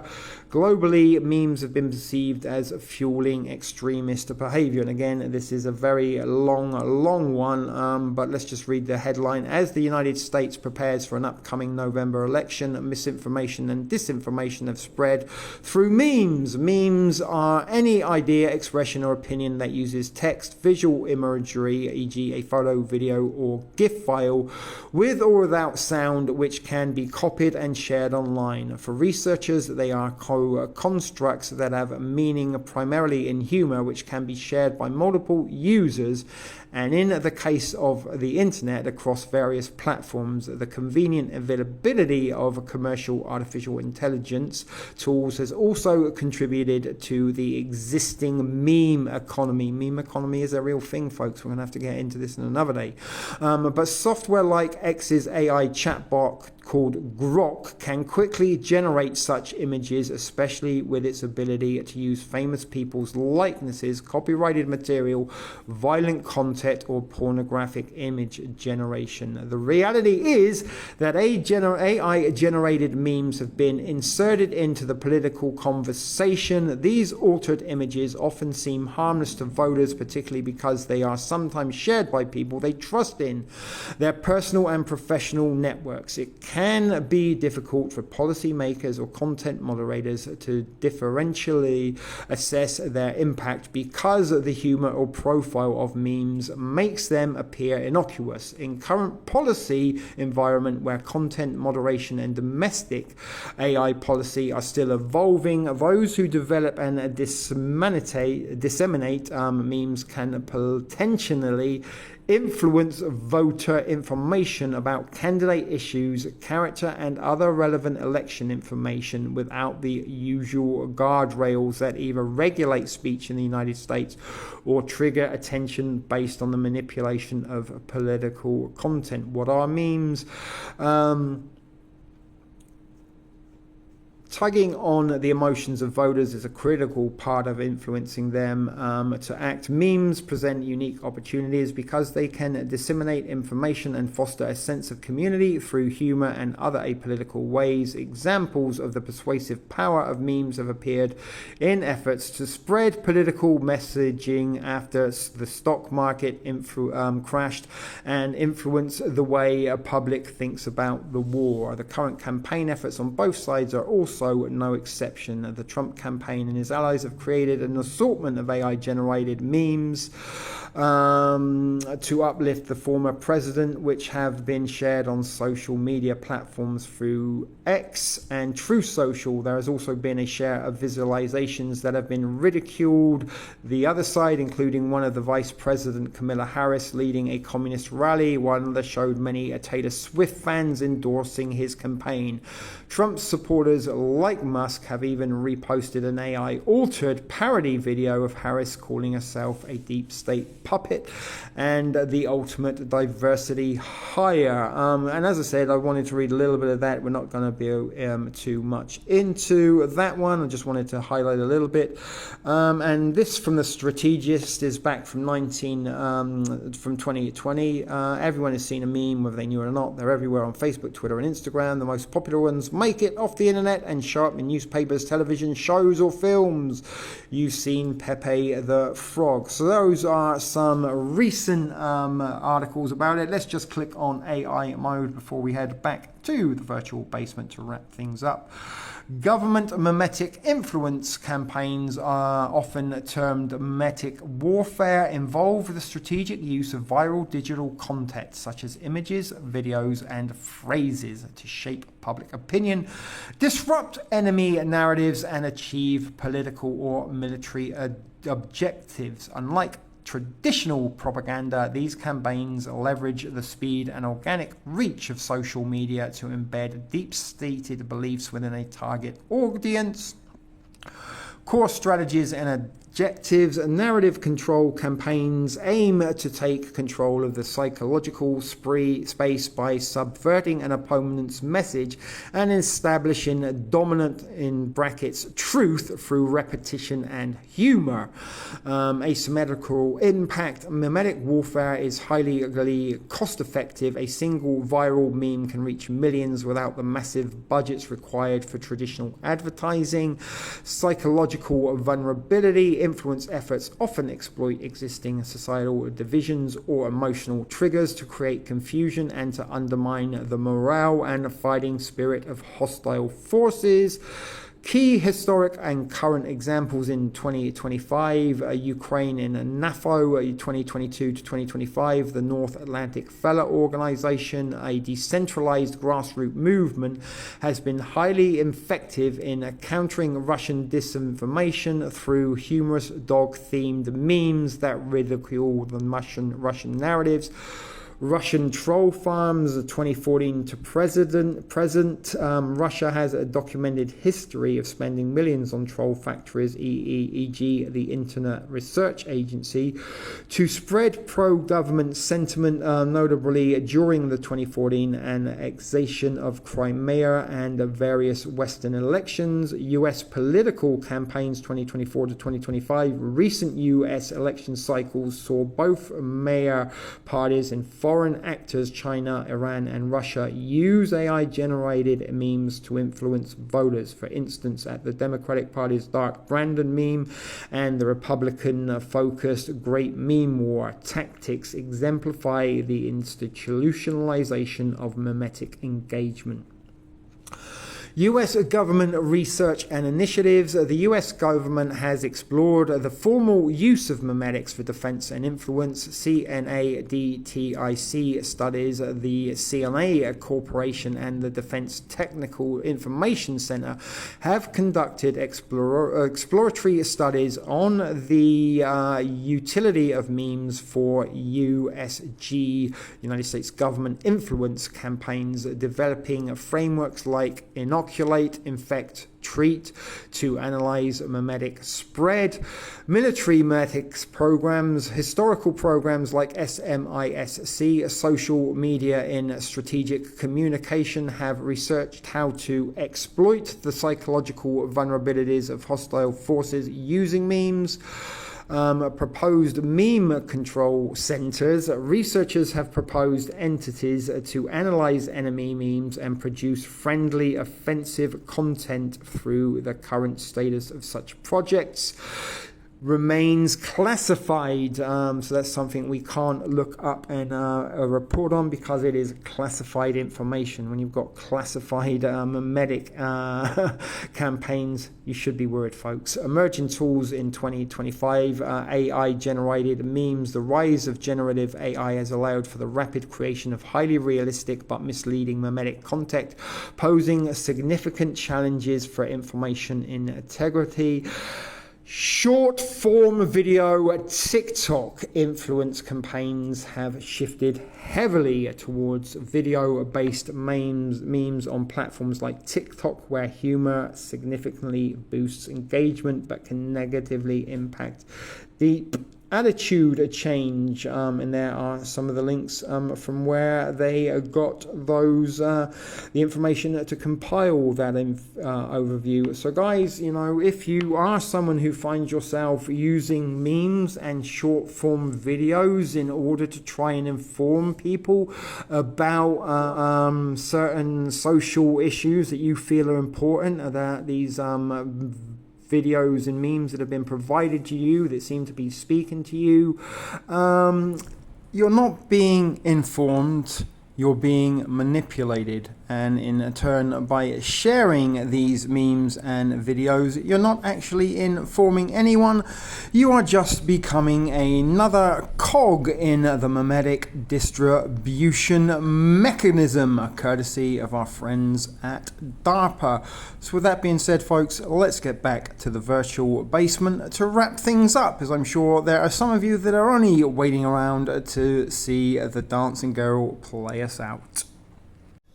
So there you have it, folks. That is all about it for this evening's feature presentation. And for those of you who are still watching and have made it this far in the video, be it as part of the live chat for the live premiere, or if you are watching subsequently, give yourself a huge round of applause and an enormous pat on the back, because you, my friends, are among the global leaders in the field of watching unwatchable content. But for having watched this latest installment of unwatchable content, hopefully you have a greater awareness and are armed with an awful lot more information regarding memetics and military memetics and memetic warfare, and hopefully the realization that memes were never ever designed and meant to be harmless fun. They were designed with the sole purpose of influencing thoughts, manipulating opinions, changing behavioral patterns, and providing narratives. And if you cannot see that for yourself, then maybe that's a little bit of cognitive dissonance settling in, and maybe a little bit of a denial to boot. But we won't go too much more into it, folks. But memes are something that has affected the majority of society, and I've mentioned myself that I am not alone in being influenced by memetics. This channel, as we've established, is an example of memetics, and some of you guys who have been longer term regular offenders at this channel and previous shit video production channels that I have hosted may have noticed for yourself that in sort of recent weeks, since I've recommenced uploading in the last couple of months, have resorted to some YouTube memetics of my own, notably with the thumbnails. It seems to be now that you can't have a YouTube video uploaded if it doesn't have a thumbnail with some individual on the front making an exaggerated reaction face.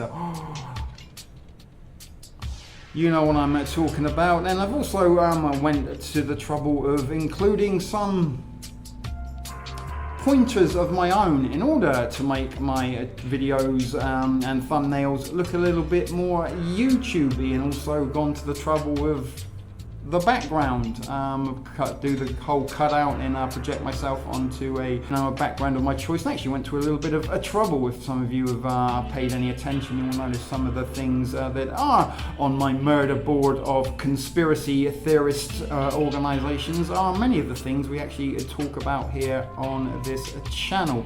But I doubt anyone has given that much of a further thought. But these are all things that I have done in a desperate attempt, I suppose, to relaunch this channel and try to attract a few more nobodies to watch. And although my view count is still notably low, I have gained over 25 subscribers. So maybe by changing my things up a little bit and going a little bit with the YouTubey memetics, it has paid a little bit of dividends and provided a little bit of reward for effort.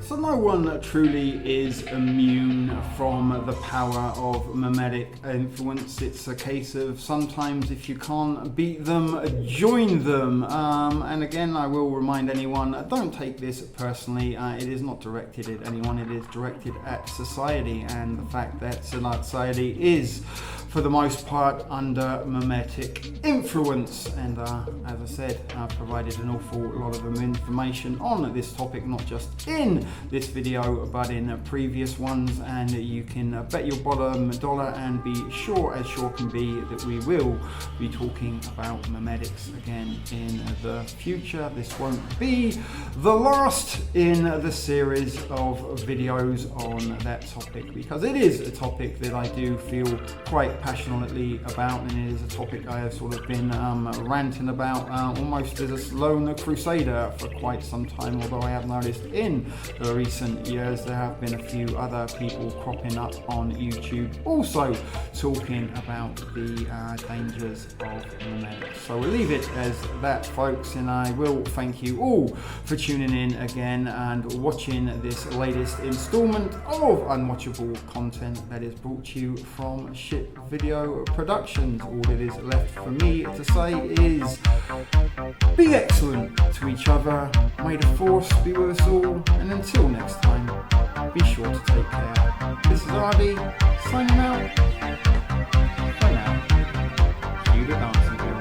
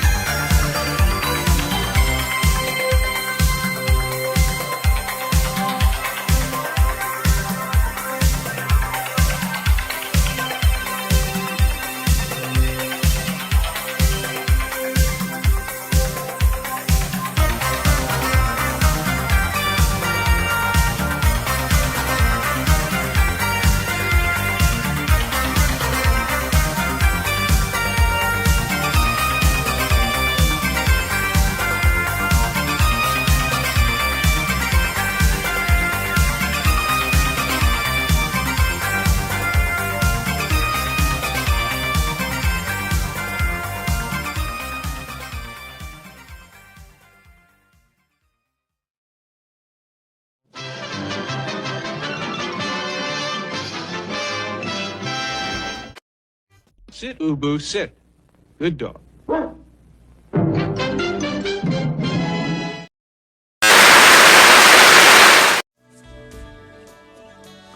Be excellent to each other.